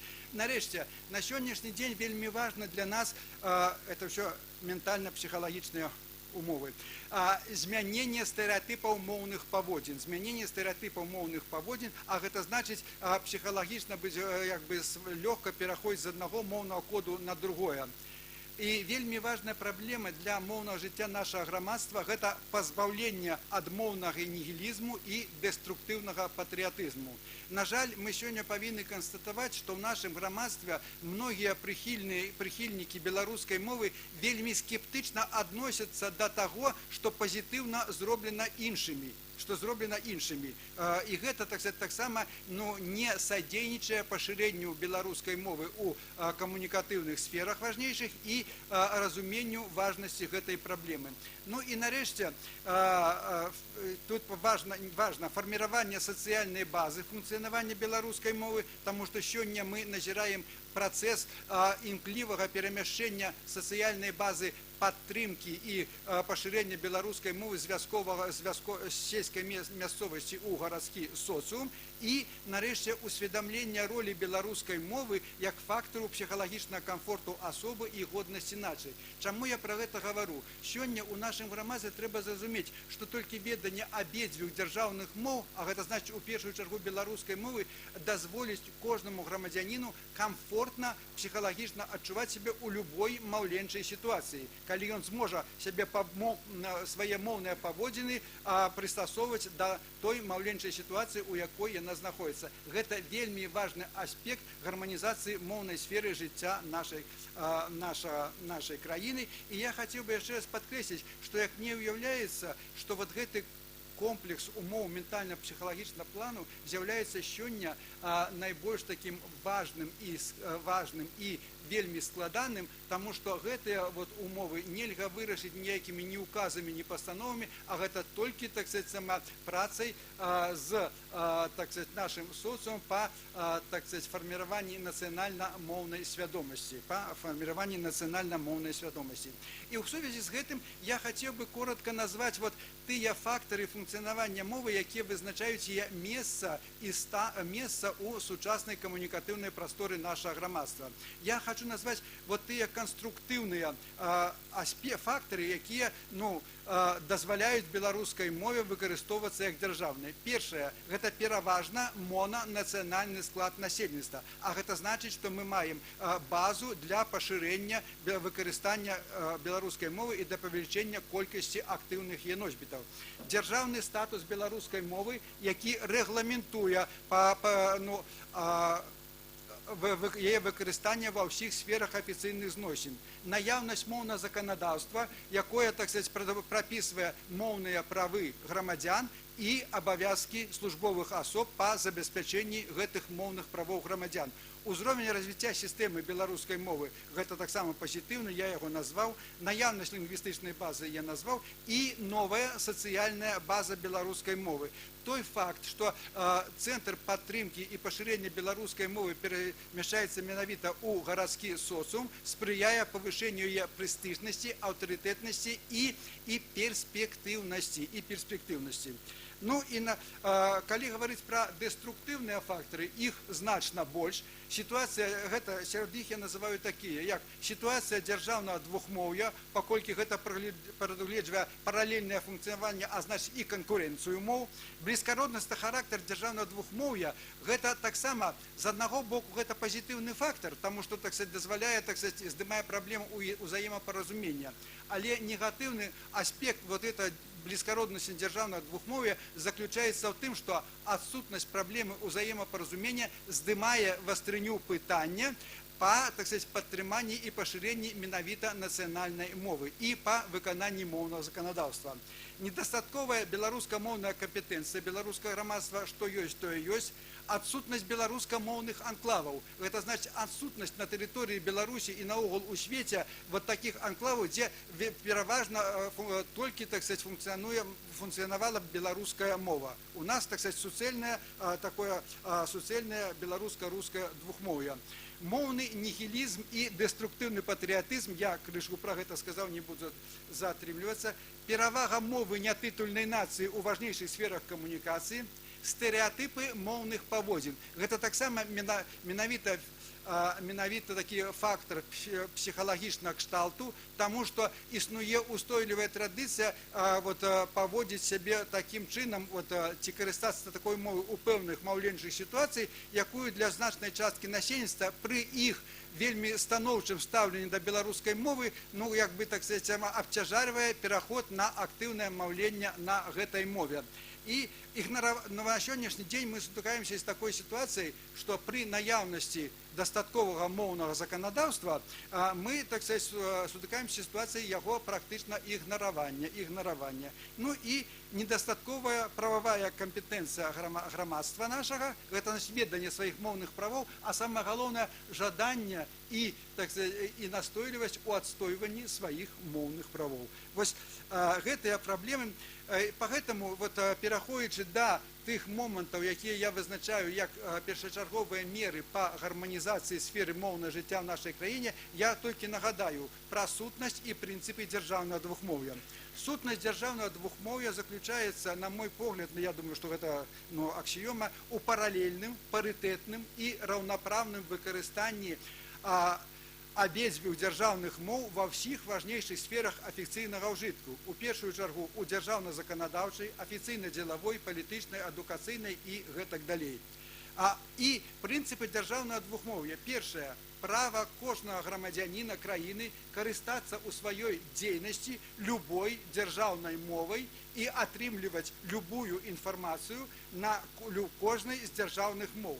Але другі прынцып, таксама вельмі важны, гэта абавязак дзяржавы, паколькі у нас дзяржаўнае двухмоўе, пра што напісана ў Канстытуцыі нашай краіны, так і ў законе аб мовах у Рэспубліцы Беларусь, абавязак дзяржавы праз свае ўстановы і інстытуты, праз службовых асоб забяспечыць кожнаму грамадзяніну безумоўнае права карыстацца любой дзяржаўнай мовай ва ўсіх жыццёвых сітуацыях у межах нашай краіны. А гэта азначае, неаднойчы гаварыў публічна, што любы дзяржаўны служачы любога ўзроўню на сваім рабочым месцы з'яўляецца не грамадзянінам, які мае права, а прадстаўніком дзяржавы, які павінен забяспечыць моўныя правы іншым грамадзянам. І ў сувязі з гэтым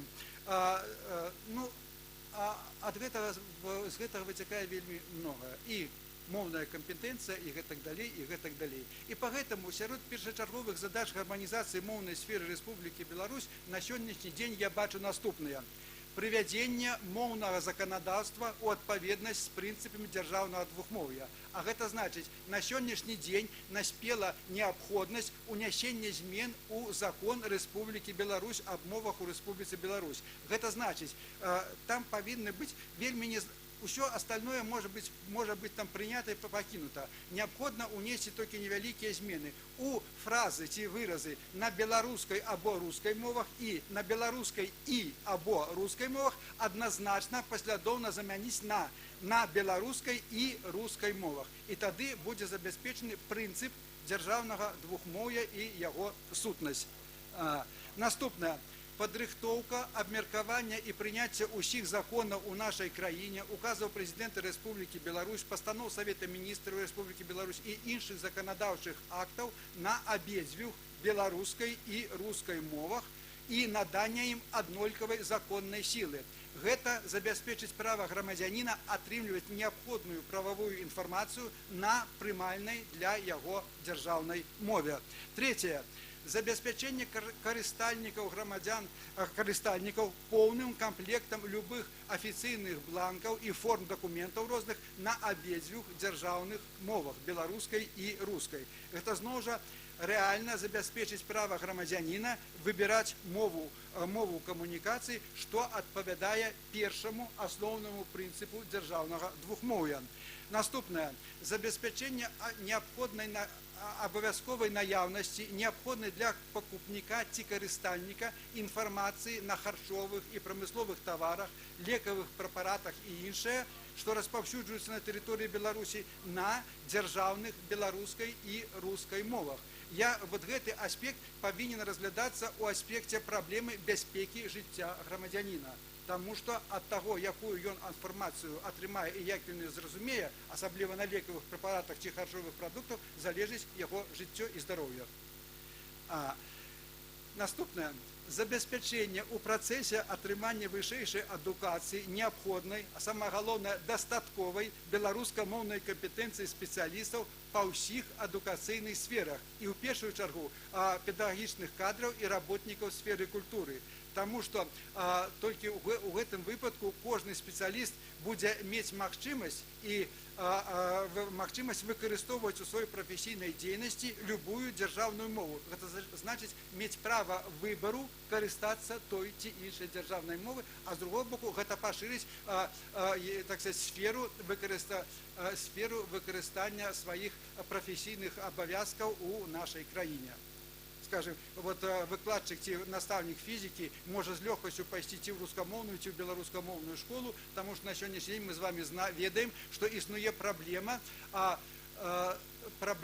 настаўнікаў-прадметнікаў у беларускамоўных школах і гімназіях.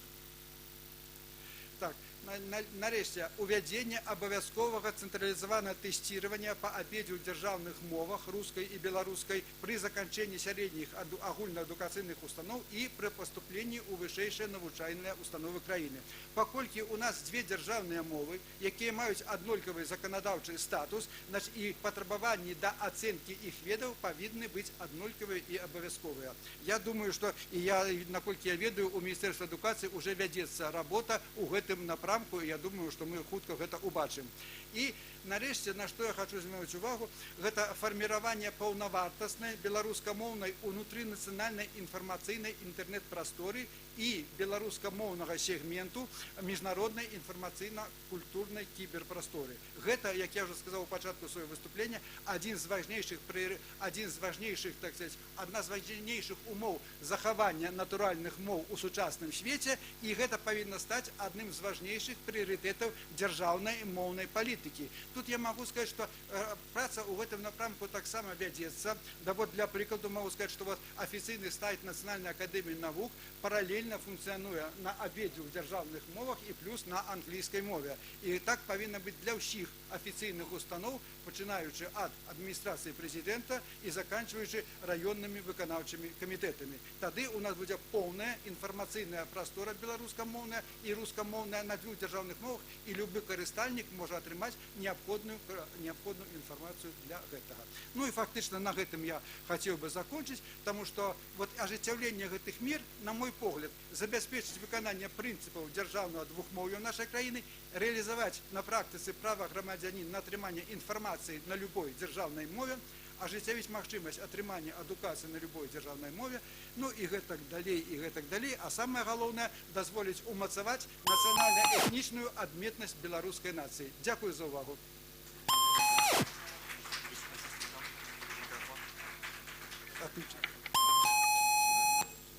Дякую вялікі за ваш цікавий і вельмі важны даклад, Александр Александрович. Мы маем хіба толькі 5-7 хвілінаў на пытанні і адказы. Я бы попросіў вас у першую чаргу ваши пытанні скіроўваць да тых выступаў, што былі, бо пазней у нас будзе час абмеркаваць і тое параўнанне рэкамендацыі, але зараз пра тыя выступы, што былі, калі ласка, представьтеся, у нас повинен быть микрофон, потому что трансляции, ці можна з места, так, калі ласка. Шановні удзельнікі навуковай канферэнцыі, паважаныя калегі, сябры, над імя аддзялення гуманітарных навук і мастацтваў Нацыянальнай акадэміі навук, дазвольце вас вітаць, і я хацеў бы, што вось гэтую неабходную працу каб мы працягвалі і з інстытутам, і з пасольствам Великабрытаніі. Я думаю, што гэта будзе на карысць як вучоных Нацыянальнай акадэміі навук, так і англійскага боку. Але я не магу не адкаментаваць вось тое, што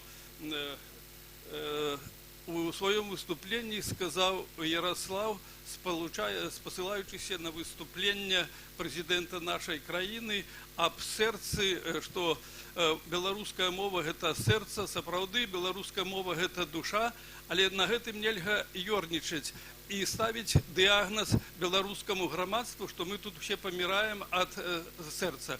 Мы сур'ёзныя вучоныя і павінны сур'ёзна адносіцца да нашых вось такіх ацэнак і выступленняў.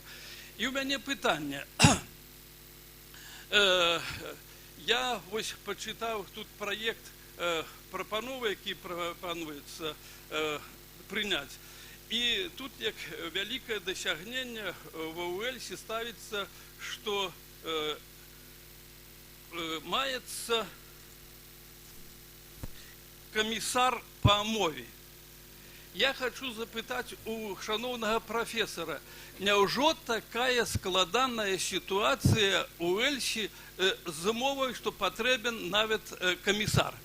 У нас у Беларусі за навуковае забеспячэнне адказвае інстытут мовазнаўства і яго дырэктар, за літаратуразнаўства адказвае дырэктар інстытута і яго супрацоўнікі літаратуразнаўства, за стан мовы ў грамадстве адказвае Міністэрства культуры і Міністэрства інфармацыі і, зразумела, Міністэрства адукацыі. І нам ніякі камісар для вырашэння нашых мовных праблем, каб стаяў яшчэ над намі камісар, нам не патрэбна. Мы гэта вырашаем самі вучоныя, якія прысутнічаюць у гэтай зале. Менавіта мы дыктуем, і павінна так быць у кожным грамадстве, каб навукоўцы задавалі тон у развіцці. Але самае галоўнае, што я хочу адзначыць, мы не павінны дапусціць вайны моў, аб чым гаварыў Александр Александрович. Мы павінны стварыць умовы для свабоднага, вольнага выказвання на англійскай, на рускай, польскай, але зразумела, што ніяк мы не павінны навязваць сусветнаму грамадству, што беларуская павінны ўсе валодаць беларускай мовай. Поэтому дзякуй за ўвагу, і я думаю, што мы павінны працягваць гэту работу і пераймаць усё лепшае, што ёсць паміж намі. Дзякуй, калегі. Вялікі Александр Александрович, яшчэ два пытанні, і потым мы дадзім магчымасць выказацца па тых момантах, якія былі закранутыя на нас. I got a question to Professor Willems. Professor Willems, thank you very much for your presentation and for your speech. Well, during the referendum on independence in Scotland, the language issue was not very important. The Scottish National Party seems not to care a lot about Scots, and maybe just a very little bit about Scottish Gaelic. Interestingly, the same situation applies to Belarusian political parties that are represented in the Belarusian parliament. Those parties that are represented seem not to care about the Belarusian language. My question is about Wales. Does the Welsh language enjoy considerable political support? Thank you. I'm told that we don't have more time for questions. So, Professor Williams, if you could come here and address these two questions. The first question was about whether we actually need to have a language commissioner or whether the scholars can take care of it. And the second one is about the Welsh situation. And if you, коли ви можете перекласти, будь ласка, ці хтось інші, отказ професора. Дякую. Thank you for the questions. As a part-time diplomat, you learn never to give advice to another country. But as you've asked me, I don't see why you need a language commissioner. If the government is committed to the support of the language, then ministries, programs, civil servants, teachers uphold the language. In Wales until recently, until 2012, nobody was responsible for the language. The Welsh government was not responsible for the language. Yeah? Гэта вельмі добра, што у вас ёсць міністры, якія займаюцца беларускай мовай, і іншыя органы, якія вы пералічылі.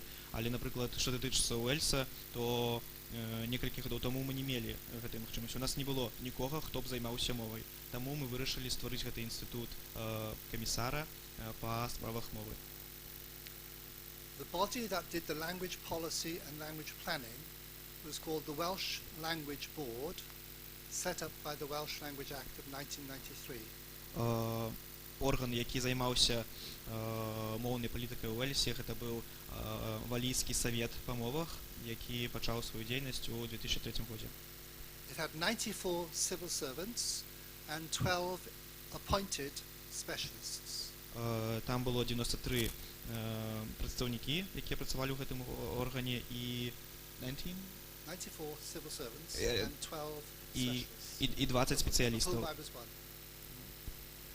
The advantage of being a non-governmental agency was that you can take risks. Пазітыўны бок такога агенцтва, такога савета, што мы б маглі пераважваць усе рыскі. So we gathered evidence, a bit like a doctor. We gathered evidence, we looked at the issues. The basic issue was inconsistency of public service provision. You couldn't guarantee your language rights at every office or university or hospital.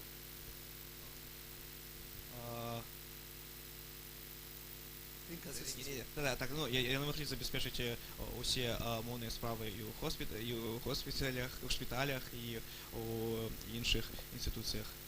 So we looked at innovative ways to change that behavior and to intervene with the authority of government, but without the responsibility of government.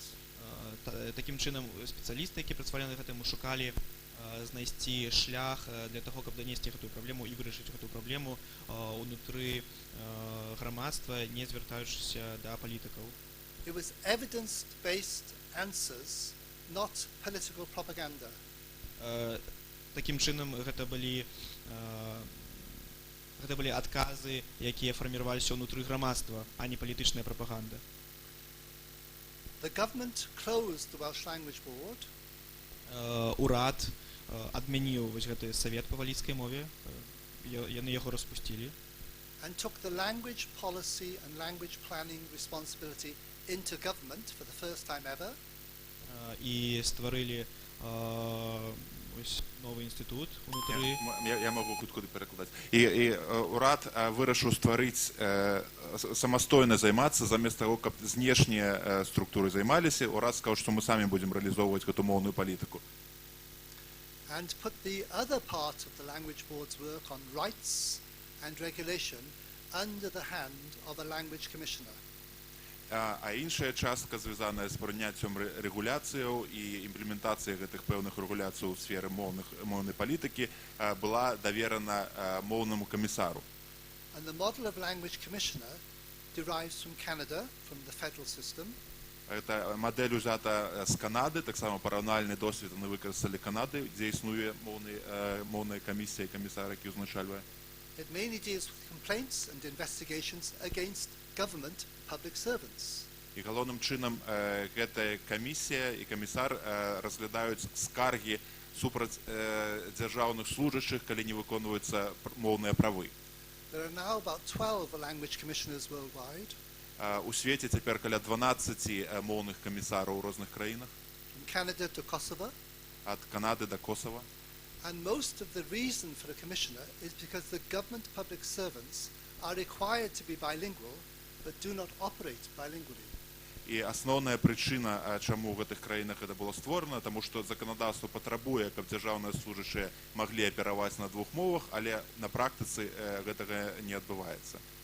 So you may not need a language commissioner today, but you may need one in 30 years' time. Таму вы можа зараз на гэтым этапе Беларусі і зусім не патрэбны такі падыход, але магчыма такая патрэба ўзнікне праз 20 гадоў, калі прынята будзе такое рашэнне. Depending how proficient your public servants are in honoring the law. В залежнасці ад таго, наколькі дзяржаўныя служачыя выконваюць дакладна патрабаванні закона. The second question is interesting because there's a very big difference between Northern Ireland, Scotland and Wales. Другое пытанне вельмі цікавае, таму што існуе вялікая розніца паміж Паўночнай Ірландыяй, Шатландыяй і Валіяй. For 200 years, the language struggle has been incorporated within a nationalist struggle for existence. На працягу апошніх 200 гадоў гэтыя нацыянальныя часткі Вялікабрытаніі змагаліся за сваё права на нацыянальную самаідэнтыфікацыю. So in Northern Ireland it's Sinn Féin, in Scotland it's the Scottish National Party, as I say, in Wales it's Plaid Cymru, which have been the historical advocates of language rights. І ў кожнай з гэтых частак Вялікабрытаніі ёсць нацыянальныя партыі, якія якраз прасоўваюць ідэю падтрымкі і развіцця нацыянальных моваў. But in Wales, since the 1970s, all political parties in Wales, which are usually British parties in Wales, Labour, Conservative, Liberal, have encouraged the natural use of Welsh. І у Валіі зараз атрымоўваецца, што ёсць кансэнсус паміж рознымі партыямі, што трэба падтрымліваць развіццё валійскай мовы і яе рэальнае ўжыванне ў практыцы. So the language issue has been what they call depoliticized from being a nationalist issue to a universal issue. Такім чынам, моўнае пытанне было дэнацыяналізаванае, дэпалітызаванае, і яно перастала быць пытаннем, якім займаліся толькі людзі, заклапочаны нацыянальнай самаідэнтыфікацыяй, і стала агульнанацыянальнай праблемай. So instead of talking about struggle and fight and resistance, we now talk about public programs, policy development, professional application of evidence. І зараз замест таго, каб змагацца пра змаганне, супрацьстаянне, даказваць адзін аднаму нейкія правы, гаворка ідзе пра то, каб супольна ствараць нейкія праграмы і як рэалізоўваць гэтыя праграмы для того, каб дасягнуць мэтаў, якія пастаўленыя дзяржавай. And because of the success, you don't have a lot of anti-English sentiment. What you have is promotion of 2 or more languages. І ў выніку гэтага няма антыанглійскага сентымента і пачуццяў, а ёсць, наадварот, больш пазітыўны падыход, як прасоўваць нам валійскую мову, а не як нам змагацца з англійскай мовай. Because, of course, without English, I wouldn't be able to address you here. Конечно, без англійскай мовы я бы не змог тут перад вами наогул выступаць, вы мяне не зразумелі на валійскай. In Scotland, the Scottish Gaelic language is a very small proportion of the population, less than 0.5%. У Шотландії гельська мова користається тільки полова процента ад усяго насельніцтва. So it doesn't pay politicians to be advocates of the language because it doesn't win many votes. Таму палітыкам не цікава падтрымліваць гэтую мову, бо вельмі мала людзей зацікаўлена ў тым, каб карыстацца гэтай мовай і яе прасоўваць. Whereas in Wales, because we have English language television and media and Welsh language television and media, all political members of the assembly, particularly the leaders, are proficient in Welsh and in English. І у Валі ми маємо і телебачення розвите, і радіопрограми, і публікації і на англійській, і на валійській мові. І тому у виніку усі політики, незалежності від їх політичних поглядів, з'являються вольно мовити на обидвох цих мовах.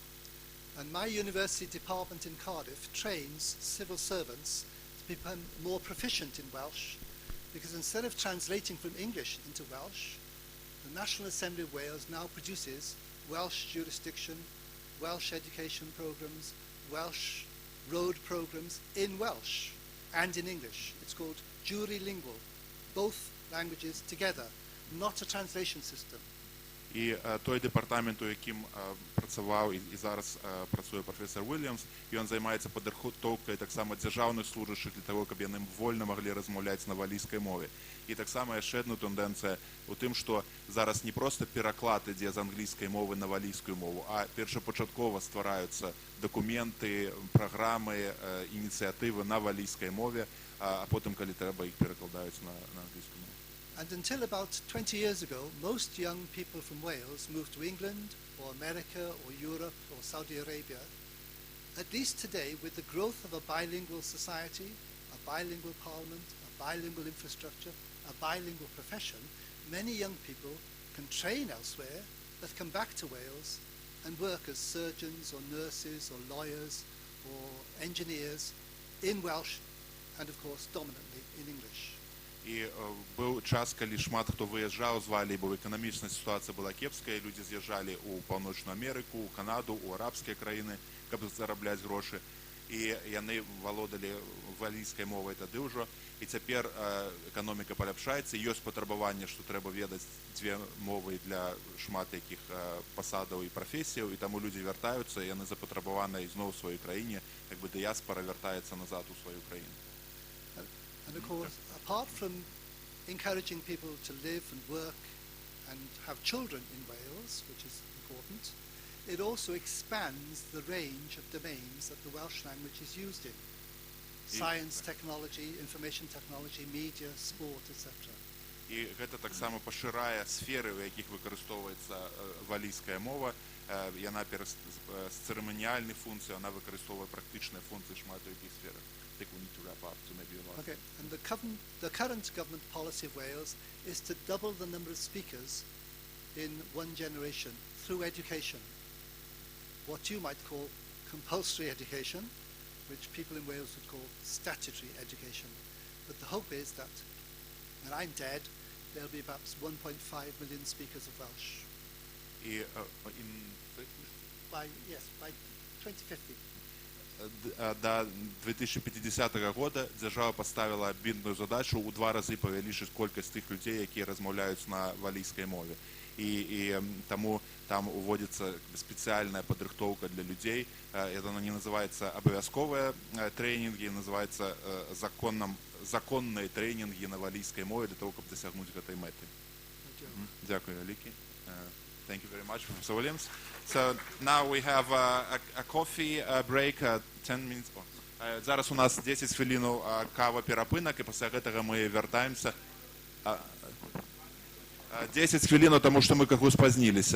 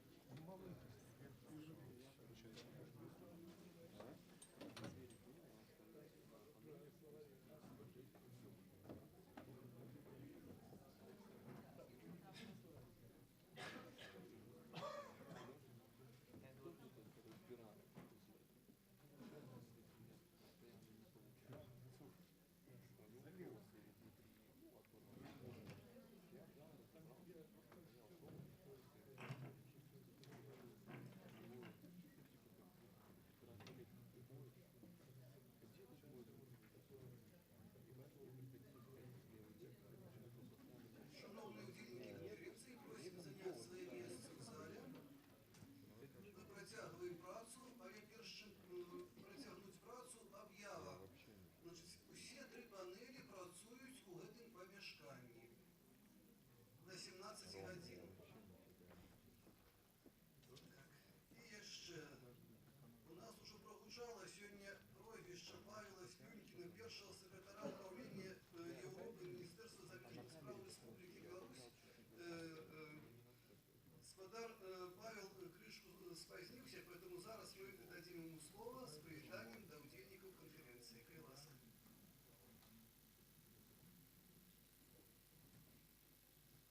Шановне господарство, рады вас вітати тут. По-перше, я хотів би виказати щире слово подяки організаторам конференції, посольству Великобританії. Ось тільки некілька хвилин тому порозмовляли ми з шановним господарем, амбасадором Великобританії. Ось вельми приємно, що Великобританії і посольству надається така увага підтримці білоруської мови у Білорусі і забезпечення рівних умов розвиття двох мов в Україні.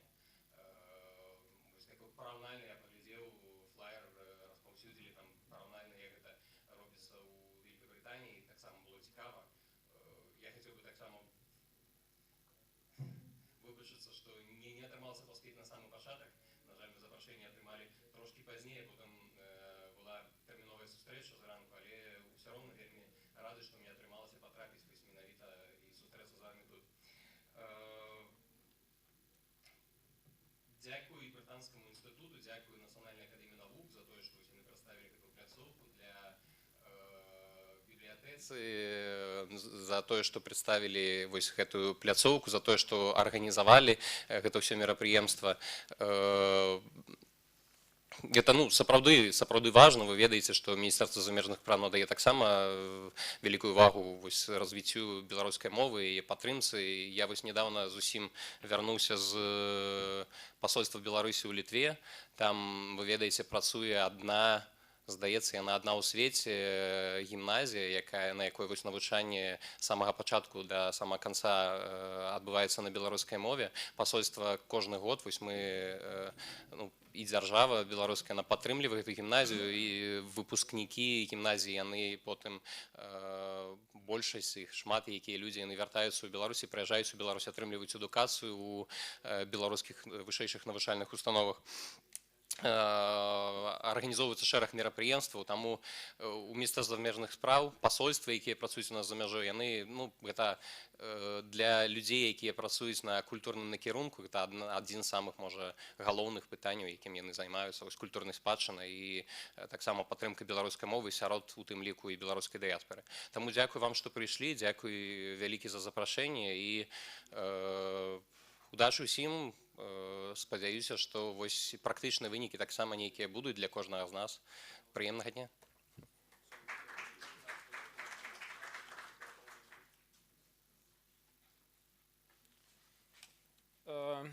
Дзякуй. Зараз мы пераходзім да першай панелі. Таму вітаю ўсіх, шановное господарство. Hello to everyone. Здравствуйте, уважаемые коллеги. Меня зовут Кирилл, и я отвечаю за координацию этой конференции. По этой причине вчера многие из вас получили много спама от меня. У нас была техническая ошибка, и я прошу прощения за возможные неудобства. Кажучи про эту конференцию, я бы хотел адзначыць, што яе адметнасць у тым, што у нас атрымалася сабраць такую разнастайную аўдыторыю. Тут прадстаўлены ўсе тры галіны ўлады. Тут прадстаўлена грамадзянская супольнасць, у тым ліку праваабарончыя арганізацыі, тут прадстаўлены незалежныя СМІ, а таксама тут ёсць людзі, якія ставяць пад пытанне права існавання беларускай мовы, кажуць, што беларуская мова гэта штучная мова, і нават мы атрымалі адзін каментар у рэгістрацыі, адзін чалавек напісаў, што ён не верыць, што яго запросяць на гэту канферэнцыю. Але дарма, мы запрасілі ўсіх, таму што для нас варта стварыць такую пляцоўку, дзе збіраюцца розныя людзі з рознымі поглядамі, з рознымі досведамі.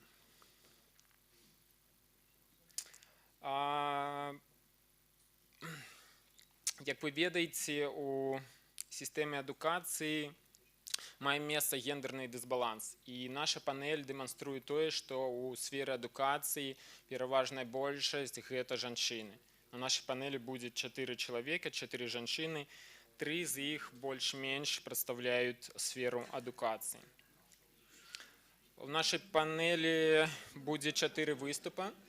Гэта прыкладна 30-40 хвілін, і потым мы рэшту пакінем на сесію пытанняў і адказаў, бо мы хочам максімальна выкарыстоўваць той патэнцыял аўдыторыі, які мы маем.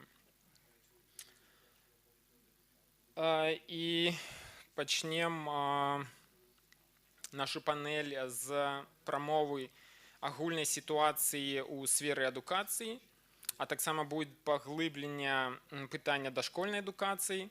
Пасля гэтага мы перайдзем да ідэі стварэння нацыянальнага універсітэта. Потым мы абмяркуем, што робяць грамадзянскія арганізацыі для прасоўвання мовы, і скончым тым, што паглядзім, што адбываецца ў сферы заканадаўства, што перакладаецца на беларускую мову, што не перакладаецца, якія ёсць выклікі.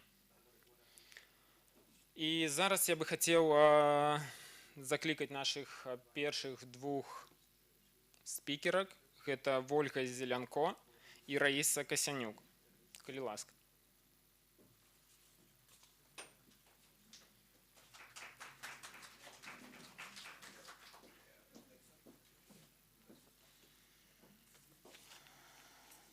Добрый день, шановное господарство.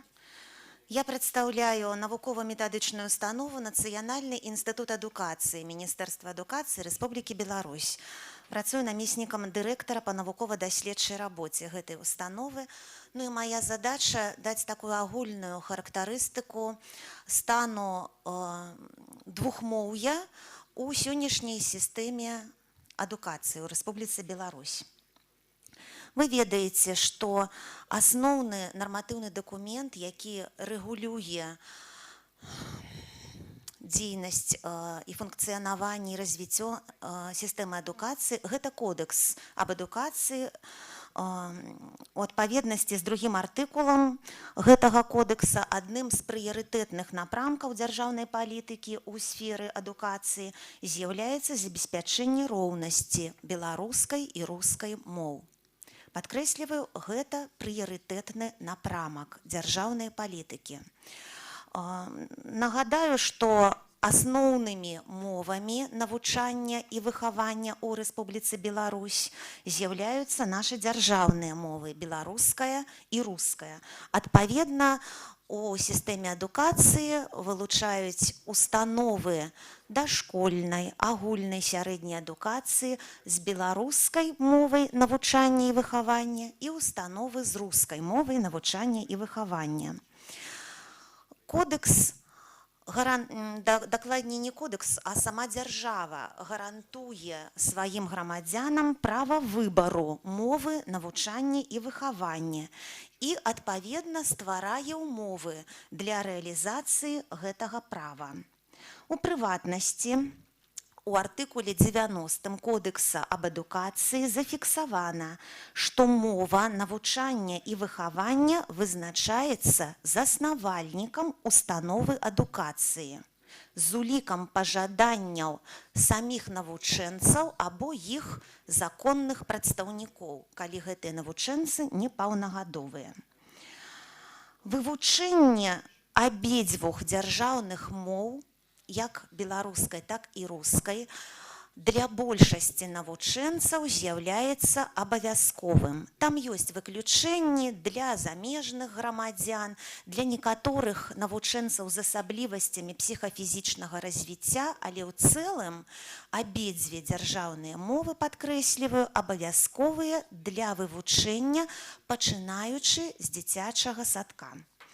Пры атрыманні ўжо далей на наступных узроўнях адукацыі, прафесійна-тэхнічнай адукацыі, сярэдняй спецыяльнай, вышэйшай адукацыі, вывучэнне беларускай мовы з'яўляецца абавязковым. Як забяспечваецца вось гэта права грамадзян на выбар мовы навучання і выхавання? Па-першае, зноў-такі ў адпаведнасці з кодексам аб адукацыі, гэта права гарантуецца развіццём сеткі устаноў адукацыі або асобных класаў і груп у гэтых установах з беларускай і рускай мовамі навучання і выхавання. Гэта першы шлях. Другі шлях забеспячэння гэтага права гэта навукова-метадычнае забеспячэнне адукацыйнага працэсу. Я гавару зараз пра нарматыўнае прававое забеспячэнне, пра выданне, на пачатку зразумела распрацоўку, а потым выданне вучэбных праграм, вучэбных дапаможнікаў, метадычных дапаможнікаў для настаўнікаў як на беларускай, так і на рускай мовах. Што да установы, якую я прадстаўляю, Нацыянальны інстытут адукацыі, то мы якраз і займаемся распрацоўкай вось гэтага навукова-метадычнага забеспячэння адукацыйнага працэсу ва ўстановах дашкольнай, агульнай сярэдняй і спецыяльнай адукацыі. Паколькі мы вырашылі, так скажем, пазнаёміць шаноўную аўдыторыю з тым, што робіцца нашым інстытутам, то мы спынімся на двух узроўнях адукацыі. Гэта ўзровень дашкольнай адукацыі і ўзровень агульнай сярэдняй адукацыі. Мы разумеем такую пэўную складанасць і унікальнасць моўнай сітуацыі ў нашай краіне, якая характарызуецца блізкароднасным беларуска-рускім білінгвізмам.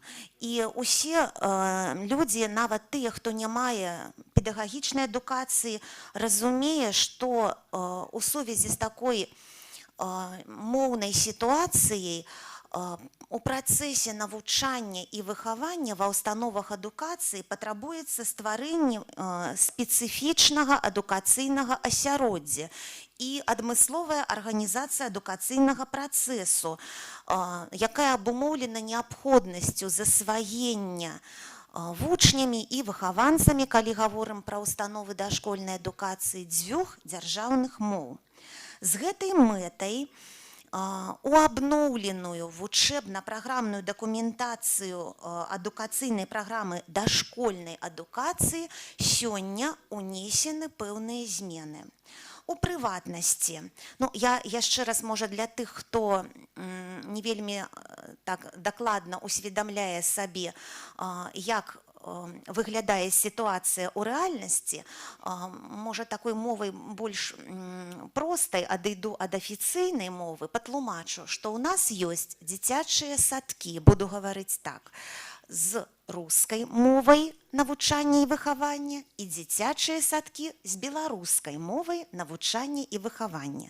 Дык вось, яны працуюць па пэўных вучэбных праграмах. Праграма вучэбная адна, але там ёсць спецыфічныя адукацыйныя галіны, развіццё маўлення і культура маўленчых зносін. Вось гэта праграма, адукацыйная галіна прадугледжана для засваення у дзіцячых садках з рускай мовай навучання і выхавання.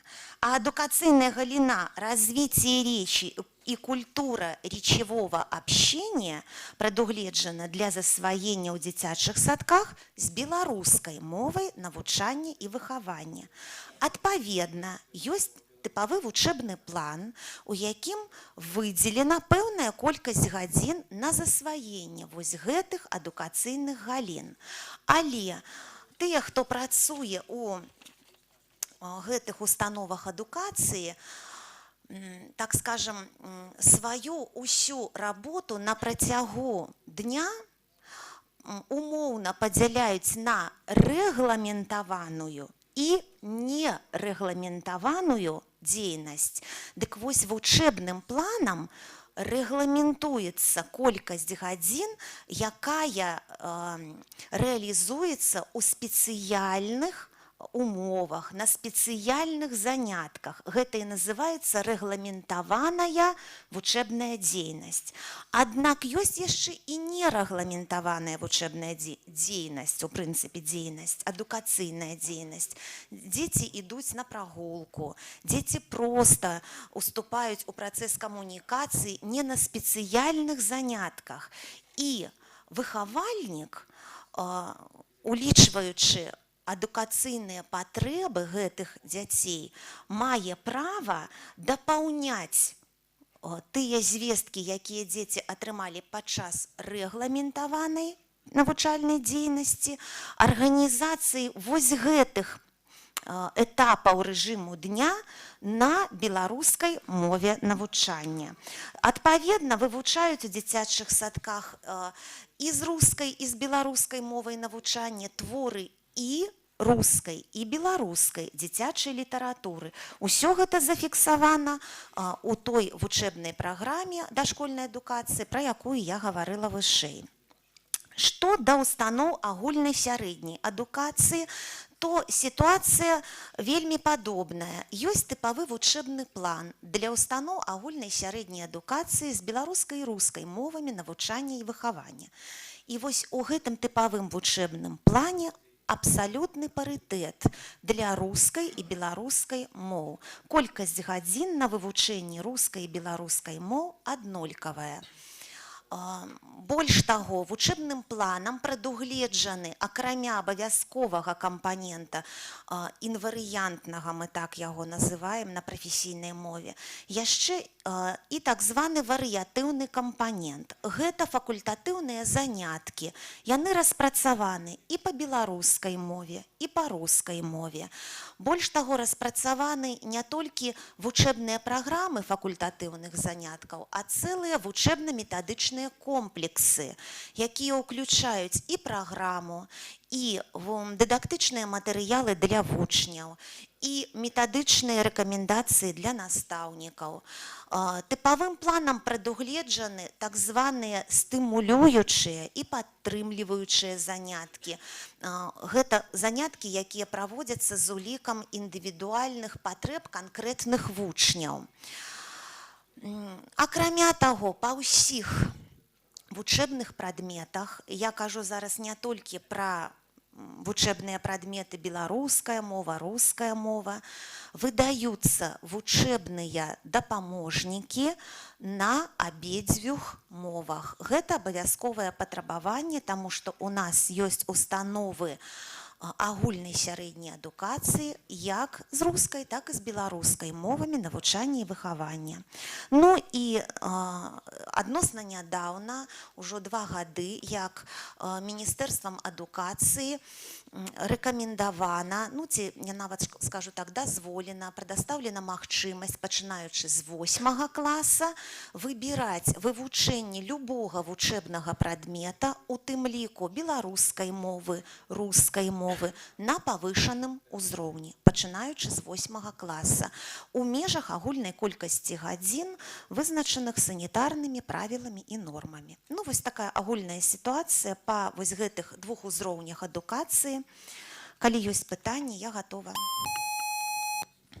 Дякую, Ольга. Пытанні будуць пасля ўсіх выступаў. А Раіса, у вас есть што дадаць? Я агучыла сітуацыю дашкольнай адукацыі.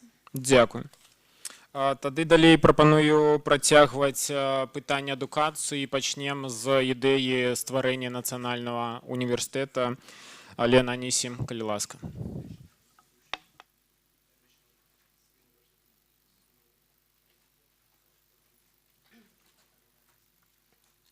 Добрый дзень, шановныя сябры.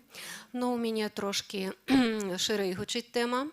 Гэта як дзейнасць грамадскіх арганізацый па забеспячэнню правоў беларускамоўных грамадзян ва ўмовах дзяржаўнага білінгвізму. І пачаць я хочу з таго, што на пачатку дзейнасці незалежнай краіны Рэспубліка Беларусь у 1991 годзе быў прыняты закон аб мовах, у якім беларуская мова абвяшчалася адзінай дзяржаўнай мовай. Адпаведны статус быў замацаваны ў Канстытуцыі Рэспублікі Беларусь 1994 года. У сферы адукацыі ў гэты перыяд большы школ мелі статус устаноў адукацыі з беларускай мовай навучання. І калі б гэты стан захоўваўся, то сёння сітуацыя з беларускай мовай у нас была б такая, як у Польшы з польскай, у Францыі з французскай, у Расіі з рускай. Аднак, пасля рэферэндуму 1995 года у нашай краіне былі абвешчаны 2 дзяржаўныя мовы – беларуская і руская. Нягледзячы на юрыдычны аспект роўнасці моў, на практыцы гэта ператварылася ў дыскрымінацыйны стан беларускай мовы. Родная мова шматлікіх пакаленняў беларусаў знікла з інфармацыйнай прасторы. Імкліва губляла свае пазіцыі ў сферы адукацыі. Паступова сыходзіла з законатворчай дзейнасці. Грамадскае аб'яднанне таварыства беларускай мовы імя Францішка Скарыны па сваёй штодзённай дзейнасці адчула незадаволенасць такой сітуацыі па шматлікіх зваротах не толькі сваіх сяброў, членаў арганізацыі, але і іншых грамадзян.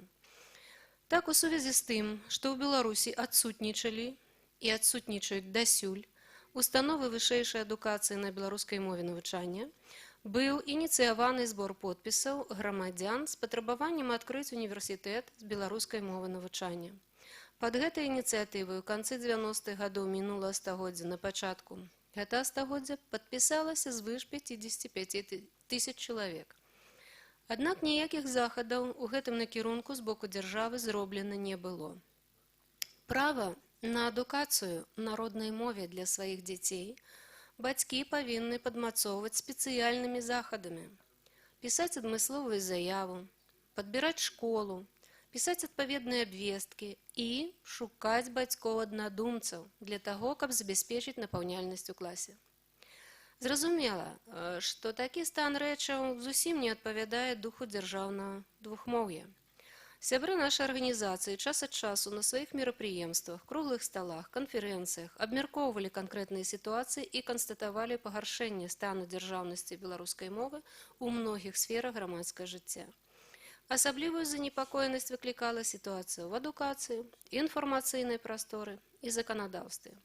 У сувязі з гэтым наша арганізацыя распрацавала сваю стратэгію дзейнасці ў 21 стагоддзі. Гэта тое, што пераклікаецца з тымі рэкамендацыямі, якія нам сёння былі раздадзены. Так, згодна з гэтым дакументам, таварыства беларускай мовы запачаткавала стварэнне спадарожнікавага каналу з вяшчаннем на беларускую мову, выдала некалькі размоўнікаў: беларуска-англійскі, англійска-беларускі, беларуска-шведскі, шведска-беларускі. Ініцыявала пераклад правіл дарожнага руху на беларускую мову. Дзякуючы апошняй гэтай ініцыятыве, кожны ахвотны сёння мае магчымасць вывучаць правілы дарожнага руху і рабіць праверку іх ведання на беларускай мове. Але, на жаль, пакуль яшчэ не зацверджана права здаваць экзамены на беларускай мове ў Дзяржаўтаінспекцыі, хаця адпаведныя праграмы ўжо там распаўсюджаны. Асобнай увагі заслугоўвае ініцыятыва па ажыццяўленні праекта па распрацоўцы курса «Беларуская мова як замежная». Невялікім калектывам на працягу года пры нашай арганізацыі былі распрацаваны і выдадзены 6 кніг тэстаў для ацэнкі валодання беларускай мовы. Гэтыя кнігі запатрабаваны многімі выкладчыкамі, якія працуюць са студэнтамі ці іншымі грамадзянамі, што маюць намер вывучаць беларускую мову як замежную. І сёння я лічу, што ўжо варта задумацца для таго, каб рэальна стварыць цэнтр для выдачы сертыфіката на веданне беларускай мовы.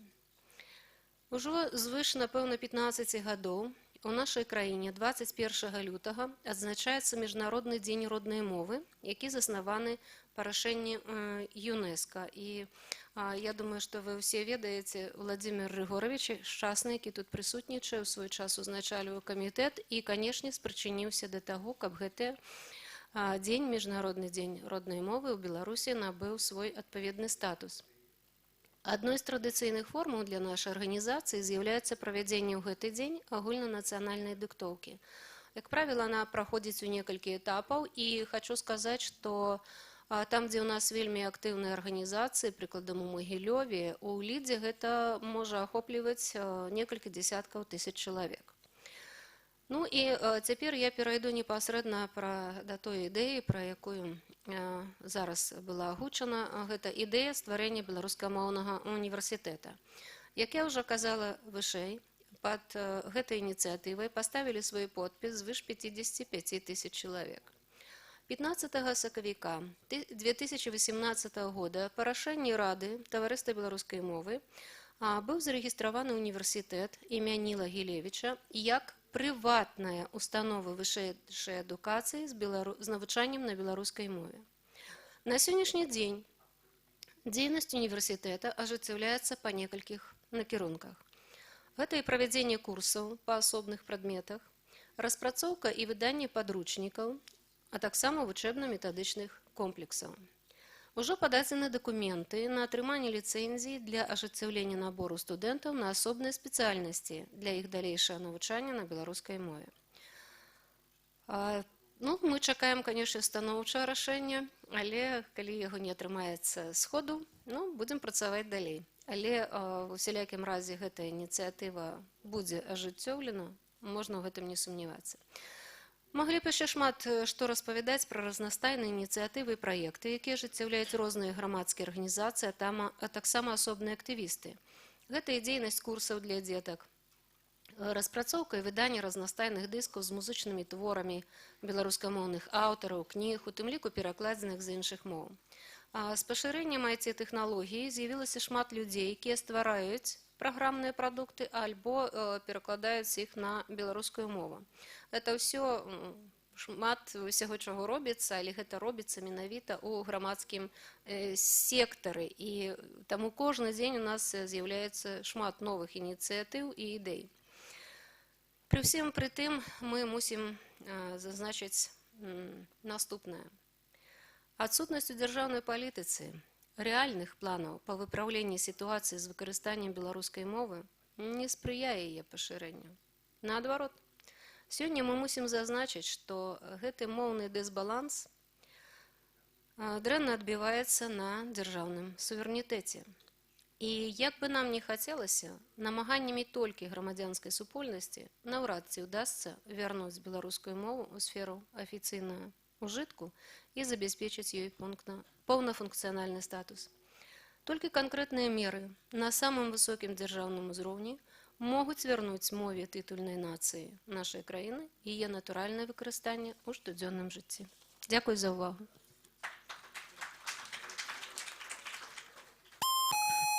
Дякую, Алена.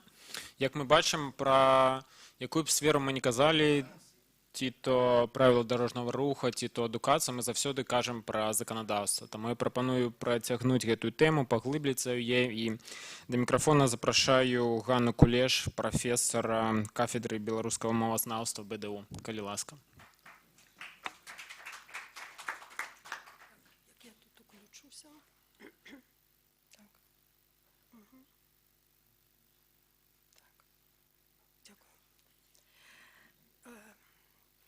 Шановні удзельнікі канференції, дякую.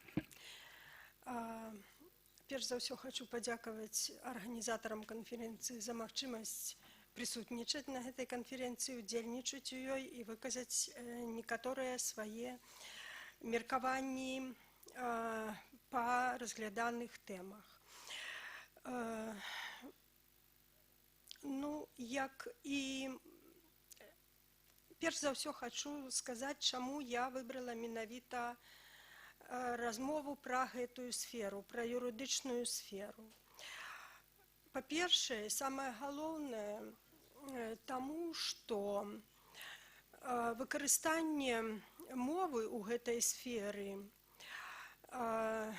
пацвярджае яе рэальны статус. Не статус де юре, які мае беларуская мова ў нашым грамадстве, а статус де факта. І па тым, як выкарыстоўваецца беларуская мова ў юрыдычнай сферы, мы можам меркаваць аб тым, наколькі рэальны яе гэты статус.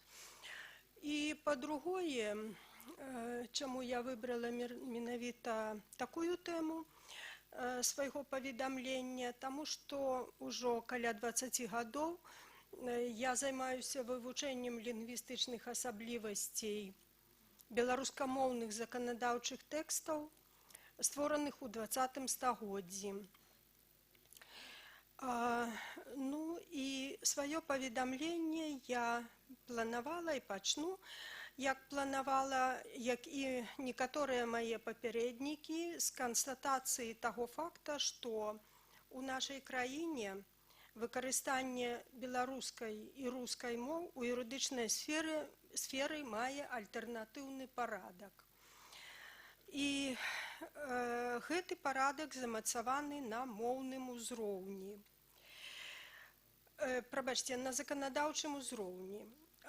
вось сёння гаварылі, ўжо прыпаміналі закон Рэспублікі Беларусь аб мовах у Рэспубліцы Беларусь, але яшчэ ёсць закон аб нарматыўных прававых актах Рэспублікі Беларусь. Вось апошняя яго рэдакцыя датуецца 2018 годам. Дык вось гэтае і ў дужках або, якімі вербальна выяўляецца альтэрнатыўны парадак функцыянавання беларускай мовы ў афіцыйнай сферы, гэты парадак, як ужо і казалі мае папярэднікі, не гарантуе рэалізацыю гарманічнага двухмоўя, гарантаванага Канстытуцыяй Рэспублікі Беларусь. Наадварот, ён адкрывае шырокія магчымасці выкарыстання толькі адной мовы без абавязковага ўжывання другой. І спецыялісты ў галіне права на гэтую акалічнасць неаднаразова звярталі ўвагу. У пацвярджэнне сваіх слоў я магу прывесці публікацыі аднаго з вядомых у Беларусі юрыстаў, Рыгора Алексеевича Василевича, доктара юрыдычных навук, загадчыка кафедры канстытуцыйнага права Беларускага дзяржаўнага універсітэта. Вось у навукова-практычным каментарыі да закона, які я ўжо называла, аб нарматыўных прававых актах, ён адзначыў, што вось такі стан, альтэрнатыўны парадак такі супярэчыць Канстытуцыі. І на яго меркаванне абавязковае павінна быць правіла аб прыняцці і выданні нарматыўных прававых актаў на дзвюх дзяржаўных мовах. І ў якасці пазітыўнага прыкладу ў гэтым плане аўтар каментарыя прыводзіць рашэнні Канстытуцыйнага суда, якія заўсёды выдаюцца на беларускай і рускай мовах. І гэта сапраўды так. Вы можаце ў гэтым пераканацца, калі зойдзеце на сайт Канстытуцыйнага суда. Дарэчы, на гэтым жа сайце мы можам знайсці пасланне Канстытуцыйнага суда да парламента Рэспублікі Беларусь, якое было зроблена яшчэ адразу пасля прыняцця другой рэдакцыі, папраўленай рэдакцыі закона аб мовах, у якім у гэтым пасланні звяртаецца ўвага на тое, што неабходна ліквідаваць гэты альтэрнатыўны парадак выкарыстання беларускай і рускай моў. Ну і, дарэчы, Рыгор Алексеевич у той час быў старшынёй Канстытуцыйнага суда. У сваіх публікацыях правазнаўцы адзначаюць, што такая супярэчлівая сітуацыя склалася і з мовай іншых сфер юрыдычнай практыкі, у прыватнасці у судаводстве, у пракурорскім наглядзе.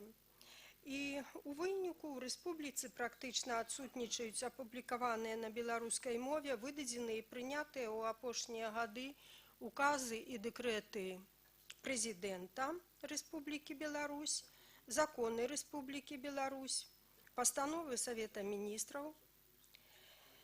І таксама ў правапрымяняльнай дзейнасці пракурора крайне рэдкія акты пракурорскага нагляду складаюцца на беларускай мове.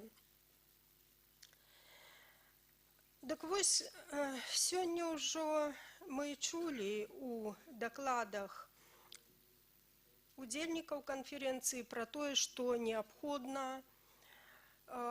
ліквідаваць гэты парадак, але задача як гэта зрабіць, калі нават ніякай рэакцыі ад дзяржавы не было на зварот Канстытуцыйнага суда.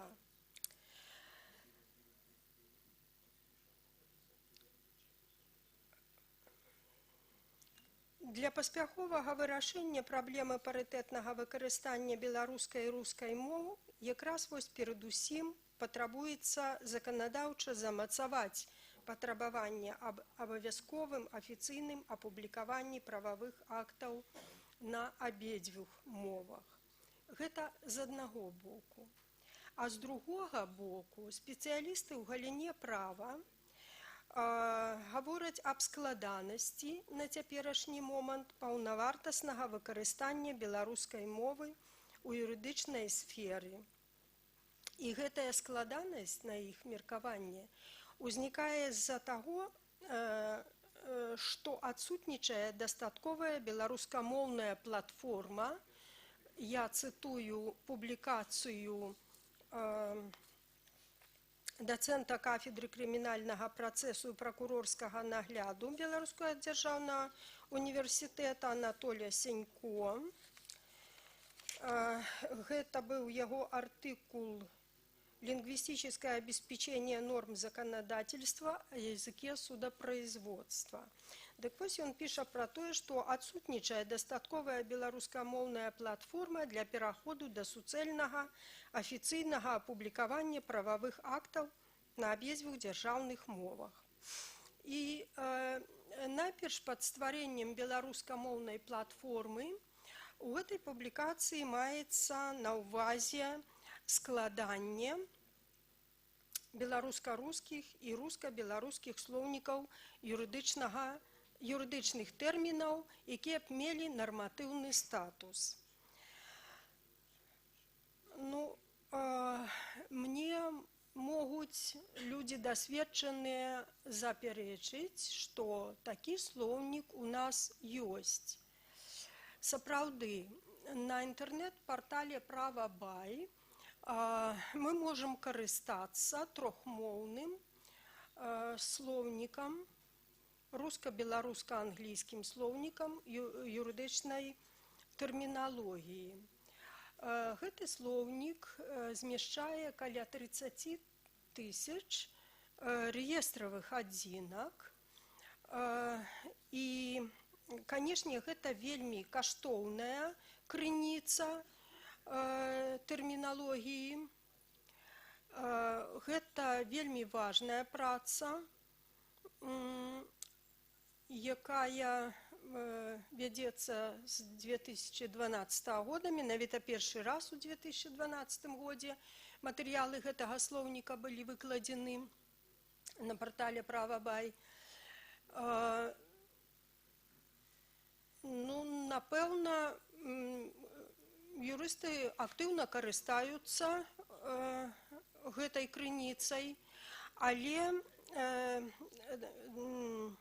пры гэтым дазвольце сказаць, што канцэпцыя гэтага слоўніка не адпавядае патрабаванням і прынцыпам укладання лінгвістычнага слоўніка перакладнога тыпу. І я паспрабую на адным прыкладзе коротка растлумачыць, чаму я так лічу. Праілюструю сваё меркаванне на прыкладзе слова «содержание». У пошукавы радок уводзім слова «содержание» і хочам знайсці адпаведныя пераклады на беларускую і англійскую мову. Для гэтага слова ілюстрацыйным матэрыялам з'яўляецца 44 выразы, якія утрымліваюць слова «содержание». Аліменты на содержание супруга, аліменты на содержание дзяцей і гэтак далей. Незаконнае содержание пад стражай і іншыя вось такія словазлучэнні. Яны размешчаны ў алфавітным парадку адносна першага слова. Затым, клікнуўшы на любы з гэтых выразаў, мы можам атрымаць далейшую інфармацыю. І вось, напрыклад, калі мы клікнем, допустим, на тэрмін «содержание образования», мы убачым структуру гэтага слоўнікавага артыкула. Ён складаецца з трох частак. Першая частка – найменаванне тэрміна. Даецца рускі, беларускі, англійскі адпаведнікі. На жаль, тут чамусьці адсутнічае англійскі адпаведнік, ёсць беларускі. И приводится нормативное означение, нормативное определение.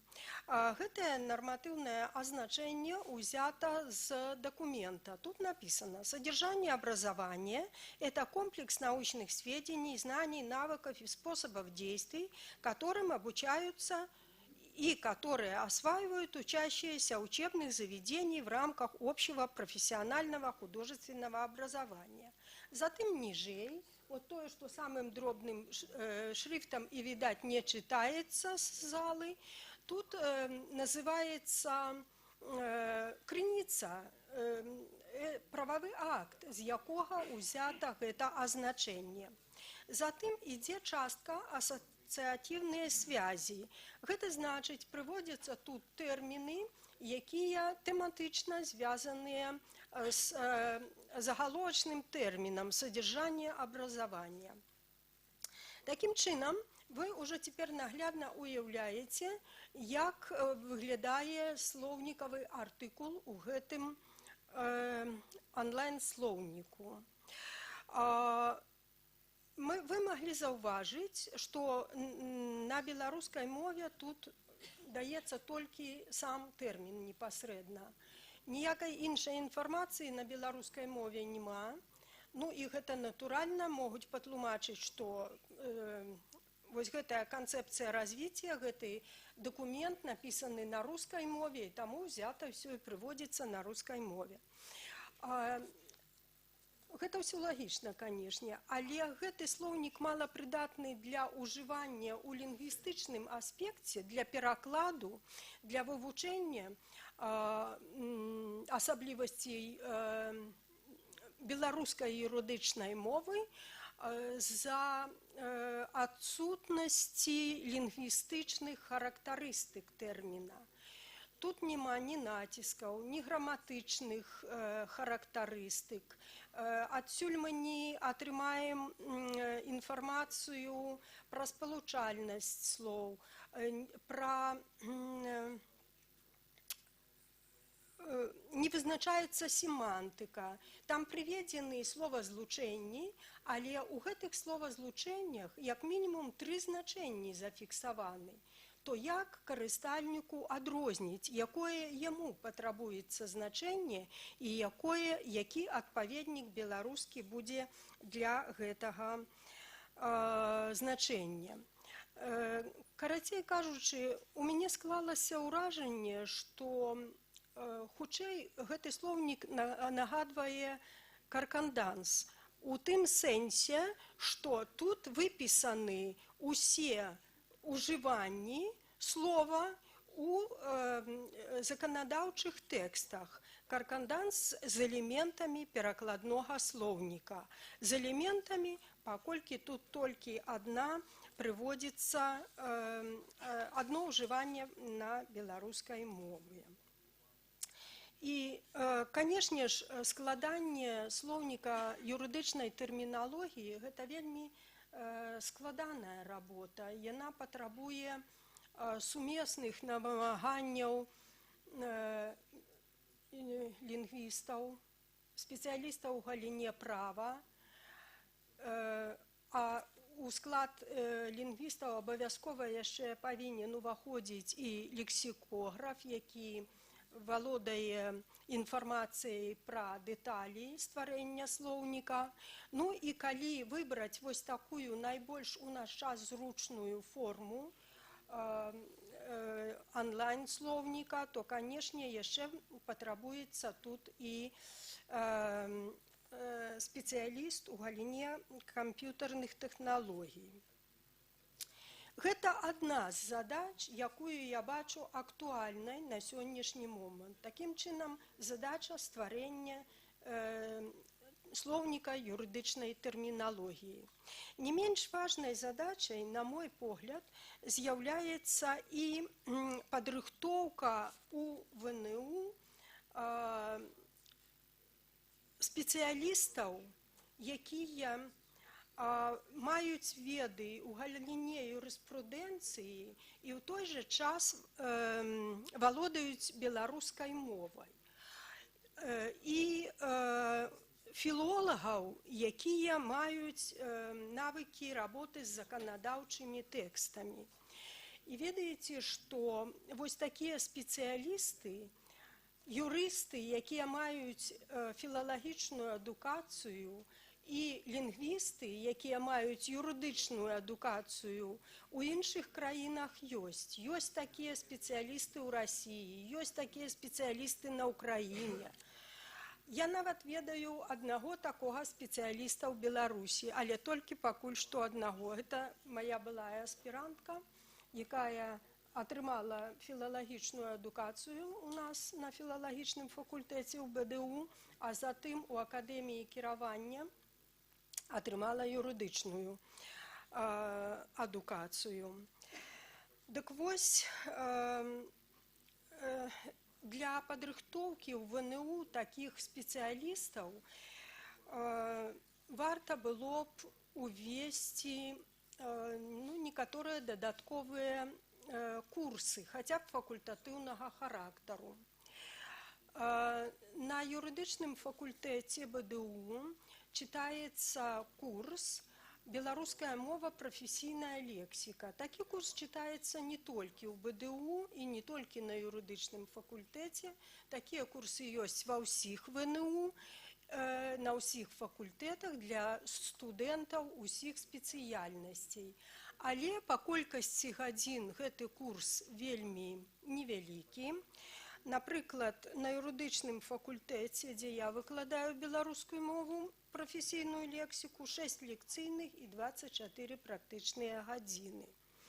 І таму, на мой погляд, варта было б увесці хаця б факультатыў на юрыдычным факультэце больш шырокага плана, напрыклад, культура прафесійнага маўлення юрыста. Дарэчы, такія курсы читаюцца ў расійскіх навучальных установах, а на філалагічным факультэце можна было б увесці зноў жа або факультатыў, або спецкурс па спецыфіцы юрыдычнага перакладу. І яшчэ адна задача лінгвістычнага забеспячэння, на мой погляд, вельмі важная. Это увядзенне абавязковай лінгвістычнай экспертызы. Справа ў тым, што лінгвістычная экспертыза звычайна выяўляе стылістычныя недахопы, парушэнні літаратурных нормаў на розных моўных узроўнях, устанаўлівае дакладнасць тэрмінаў ўжывання. Урэшце рэшт, спецыялісты, якія ажыццяўляюць лінгвістычную экспертызу, павінны сачыць за тым, каб нормы закона былі выкладзены зразумелай, даступнай мовай. Для нашай сітуацыі асабліва важнай, я лічу яшчэ лінгвістычную экспертызу, таму, што яна б магла засведчыць тоеснасць перакладнога і арыгінальнага тэкстаў законаў. Гэта так, вось,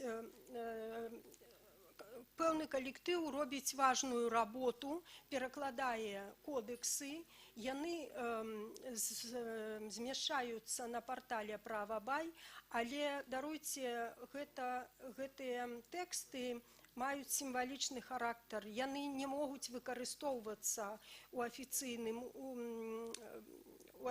ужытку, таму што яны не з'яўляюцца афіцыйнымі. А вось лінгвістычная экспертыза магла б засведчыць гэтую тоеснасць і надаць афіцыйны статус беларускамоўным тэкстам. Я назвала толькі такія самыя папярэднія, бліжэйшыя задачы лінгвістычнага забеспячэння юрыдычнай сферы. І зразумела, што вось гэтыя задачы патрабуюць і падтрымкі адміністрацыйнага рэсурсу, і фінансавай падтрымкі. І таму Інстытут мовазнаўства-1 або грамадскія арганізацыі не ў стане вырашыць гэтыя задачы. Але я вельмі спадзяюся, што яны з цягам часу будуць паспяхова вырашацца. Дзякую за ўвагу. Дякую, Ханна, за крытычны аналіз. Пачакайце. Я хацеў удакладніць, ці дайшоў да нас прадстаўнік Міністэрства інфармацыі? Не, окей, тады мы можам пераходзіць да сесіі пытанняў і адказаў. Так, я запрашаю ўсіх спікераў за стол тады.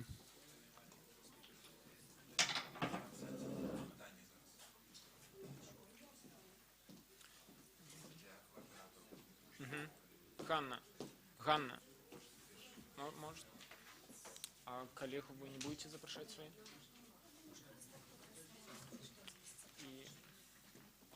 Окей, я тогда пойду сюда, а вось вам микрофон.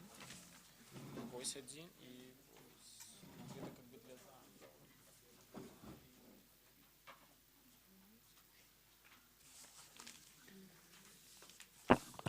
Ну, мы ж у своих выступах там критично трошки выказаліся, тепер чекаємо критики від вас. Так, поважанный удельник конференции, у нас есть амаль что 20 хвилин до обеда, тому мы чекаем от вас питання, коли ласка, поднимайте руку, берите микрофон, представляйтесь, называйте свою аффилиацию и питання.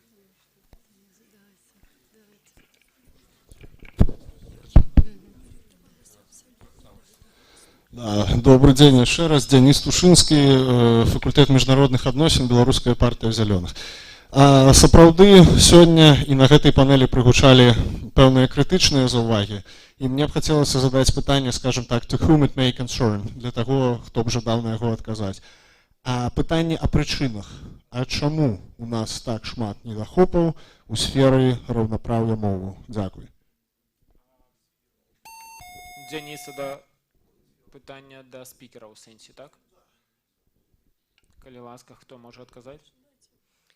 Ну, напевно, мне треба брати огонь на себе, перш за все. Ну, у своєму виступі я частково обозначила, чому у нас склалася така ситуація. Вернемося ми до історії, згадаємо початок створення незалежної держави Республіка Білорусь у найновшому часі. Пригадаем дзейнасць закона аб мовах, у якім беларуская мова была адзінай дзяржаўнай і у якой быў распісаны парадак дзеяння і дзейнасць беларускай мовы як дзяржаўнай ва ўсіх сферах. І на гэта быў дадзены 10-гадовы тэрмін. Час абсалютна рэальны, які дазваляў вывучыць і пакаленне дзяцей, якія б далей пайшлі навучацца ў вышэйшыя ці сярэднеспецыяльныя навучальныя установы. Аднак, на вялікі жаль, гэта сітуацыя, нагадаю, у 92-94 годах у нас у Беларусі каля 75% школьнікаў навучалася на беларускай мове.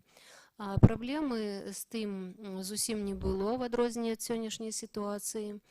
Я ведаю, што калі сярэдні мой сын ушоў навучацца ў школу, то праблемы выбраць школу, як гэта ёсць такі стандарт у сферы адукацыі, у крокавай даступнасці зусім не было. Можна было ці ў школу, ці ў гімназію, калі дзіця адпавядала, здавала адпаведныя экзамены.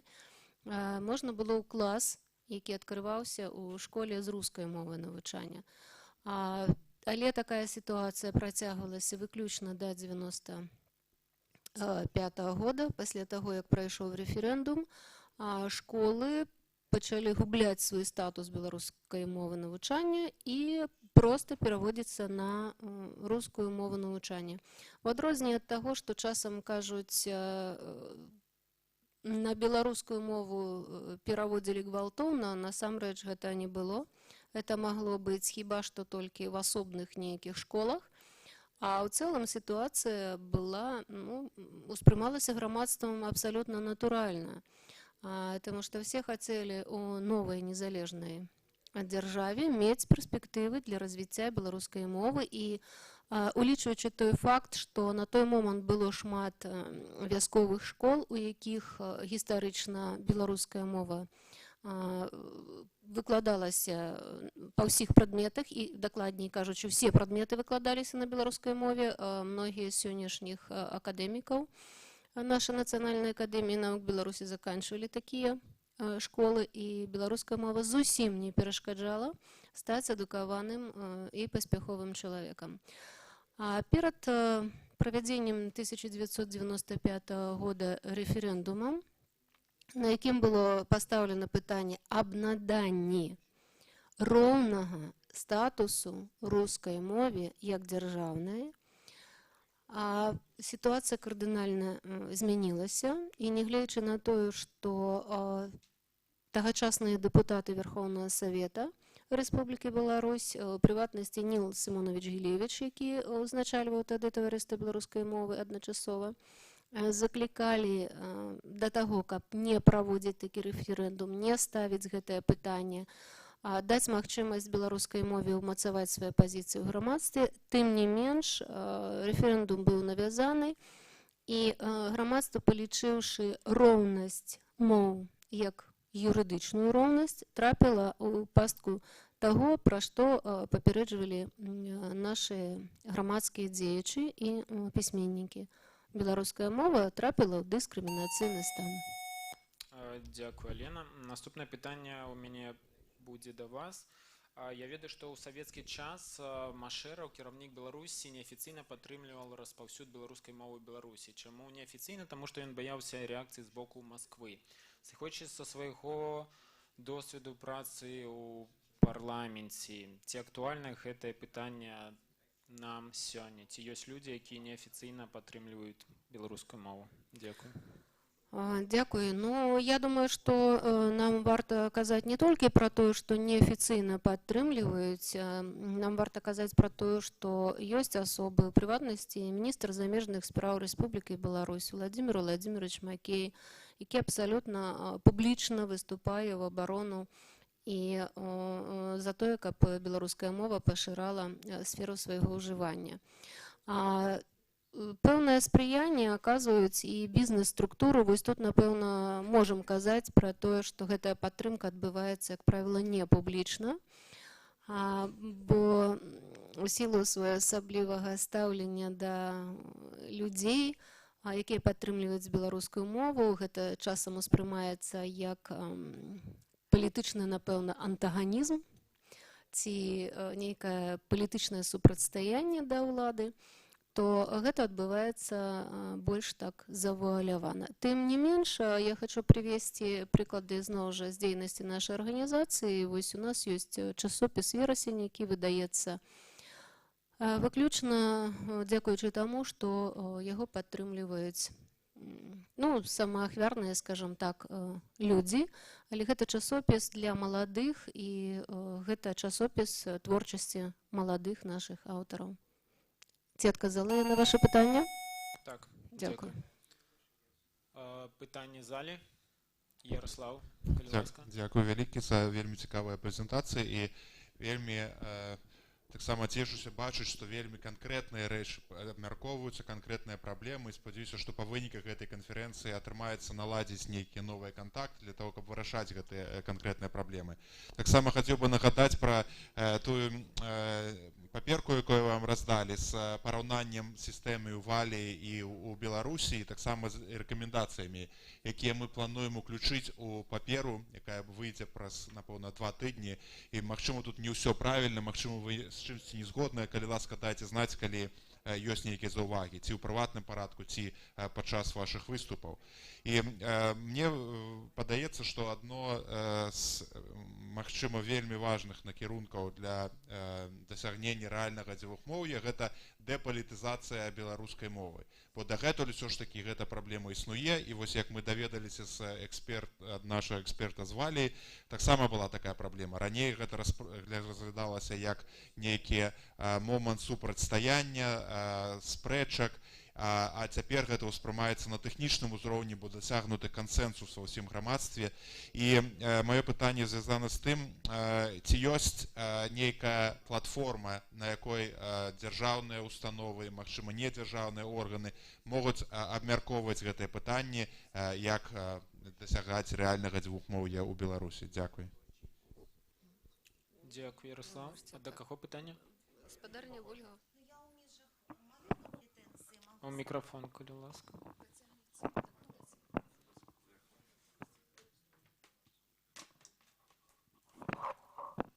Я в межах своей компетенции, связанной со сферой эдукации, могу сказать, что у нас функционует национальный адукацыйны портал adu.by. Ягоны адрес. Можно праз гэты портал задаць пытанне спецыялістам, у тым ліку і пытанні, звязаныя з функцыянаваннем беларускай мовы ў сферы адукацыі. Можна выказаць пэўныя прапановы. Мы пастаянна праз портал праводзім розныя віды апытанняў. Ну, найперш, канешне, адрасаваны удзельнікам адукацыйнага працэсу, але гэта не толькі педагогі, як вы разумееце, не толькі вучні, гэта ў тым ліку і бацькі, там бабулі, дзядулі. Так што, ў прынцыпе, ну, калі тое пытанне, пра якое ідзе гаворка, Ярослав, усё, што звязана з функцыянаваннем беларускай мовы ў сферы адукацыі, гэта ўсё можа абмяркоўвацца на нацыянальным адукацыйным партале. Дякую, Ольга. Яшчэ пытанне з залі? Представьте, калі ласка. Добрый день, меня зовут Игорь Стучак, я представляю инициативу «Мова для мовы», я юрист, и у меня питание до представника Министерства адукацыі. Ці лічыце вы, што правы беларускамоўных дзяцей, беларускамоўных грамадзян у сферы адукацыі забяспечаны ў поўнай меры, у той жа самай меры, як і ў рускамоўных? Ну, я могу адказаць так. Дэ юрэ створаны ўсе ўмовы для таго, каб дзіця, вучань, малады чалавек атрымліваў адукацыю на той мове, на якой ён хоча яе атрымліваць. Дэ юрэ. Але я ведаю, што адбываецца дэ-факта. Я ведаю скаргі людзей, якія сутыкаюцца з сітуацыяй, калі бацькі, ну, допустим, 6гадовага дзіцяці хацелі б, каб гэта дзіця вучылася ў беларускамоўным класе, але яму гэтым адмаўляюць. Памятаеце, я казала, што ў нас заканадаўча замацавана права прымаць рашэнне адносна мовы навучання заснавальнікам установы адукацыі.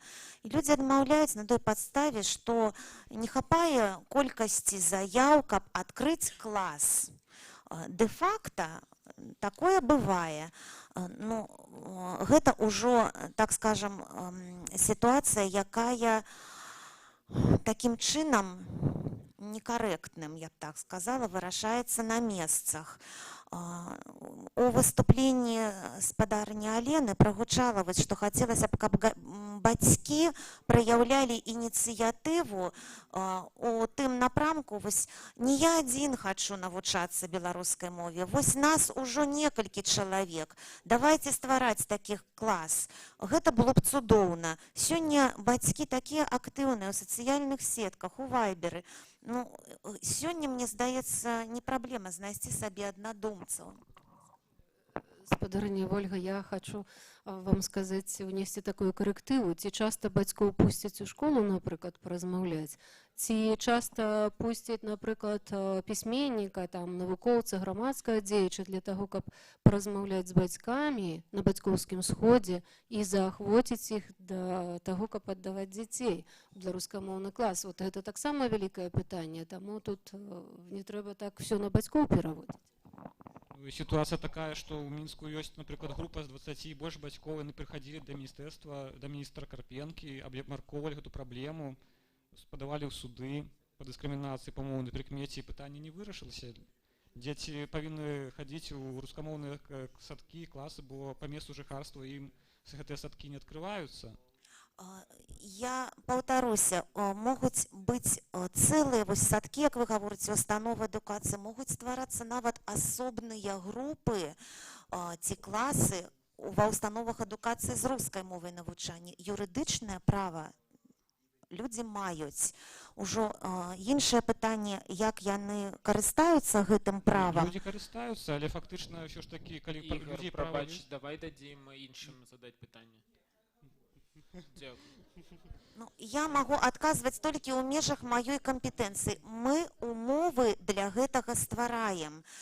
Ну, калі вы гаворыце, гэтыя бацькі дайшлі да міністра адукацыі, то наўрад ці я цяпер адкажу на ваша пытанне. Ну, умовы такія створаны, што зараз толькі 10% дзяцей у Беларусі навучаюцца, ходзяць у беларускамоўныя садкі.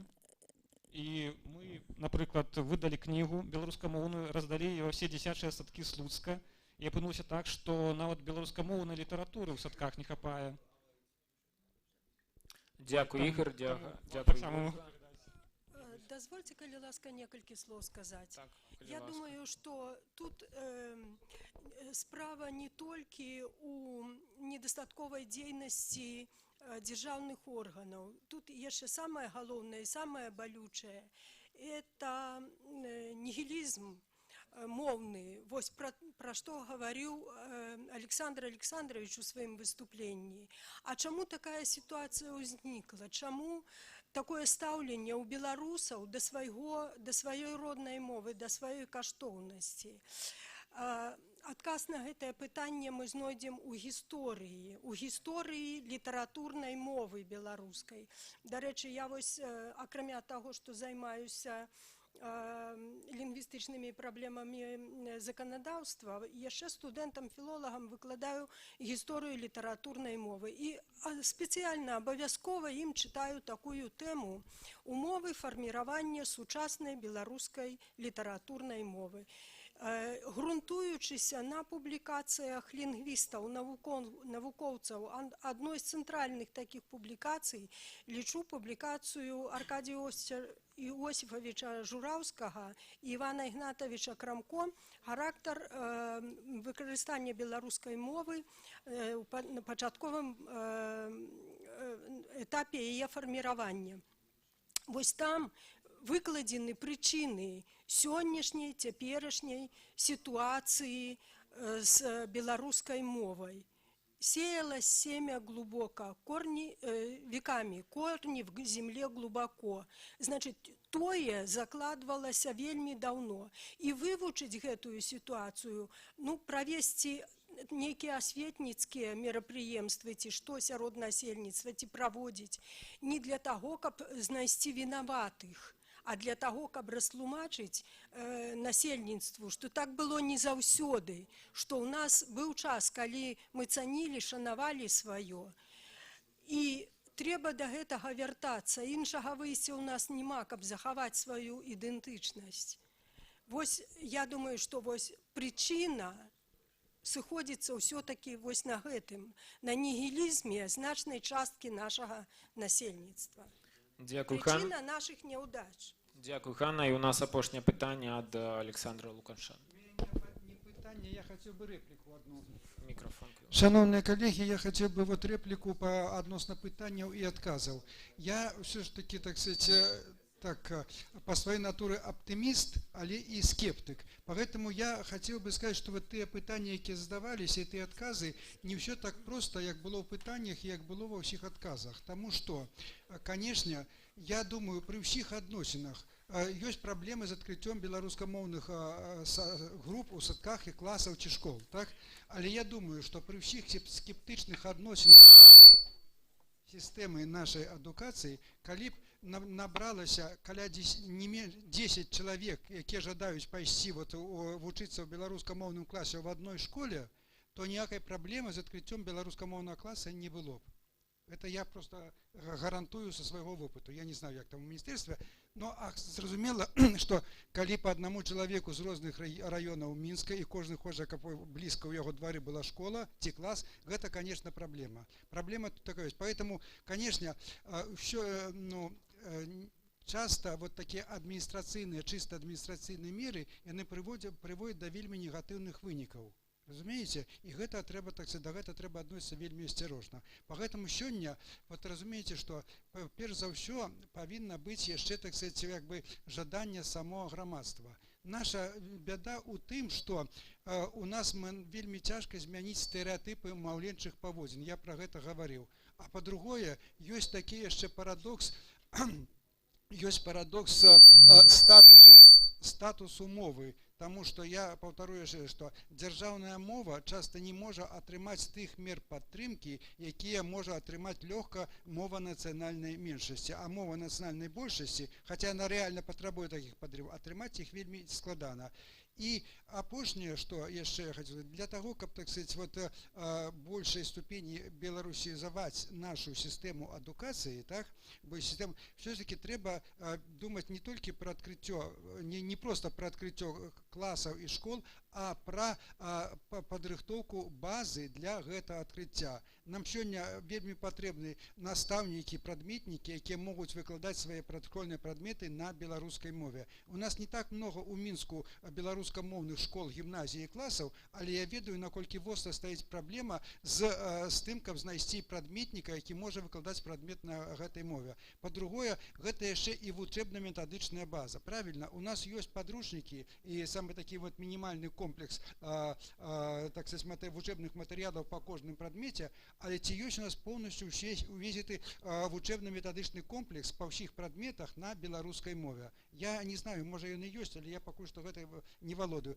Поэтому, шановныя калегі, я просто разумею вот і пафас, і жаданне, так, але я просто говорю, што ўсе меры, моўная сфера гэта вельмі делікатная сфера. И любые необдуманные кроки он может привести до вельми, так сказать, негативных выников. Мы ведаем, так сказать, самые приклады и у близкім замежжы, в далёкім замежжы и так далее. Поэтому треба, так сказать, все гэтыя процессы, каб яны падмацоўваліся папярэдняй падрыхтоўкай неабходнай базы и кадраў, и вот этой, так сказать, фактологічнай. Дякую. Дякую, Александр. У нас уже вышел час, нас чакае обед. И я пропоную... Літаральна 2 секунды Александру Александровичу адказаць, што вось той вучэбна-метадычны комплекс, пра які вы казалі, Александр Александрович, ёсць па кожным прадмеце на рускай і на беларускай мовах вучэбная праграма, вучэбны дапаможнік для вучняў. Ёсць па кожным абсалютна прадмеце. Ёсць і багата. У мяне спіс толькі па дашкольнай адукацыі 53 найменні апошніх гадоў выдання. Гэта толькі па дашкольнай. Дякую, Ольга. Давайте аплодисментами подякуем за працу Ольги Зелянко, Ганне Кулеш и Олене Анисим. Дякую аудитории за эту критичную размову. Дякую. Всем приємно єсти.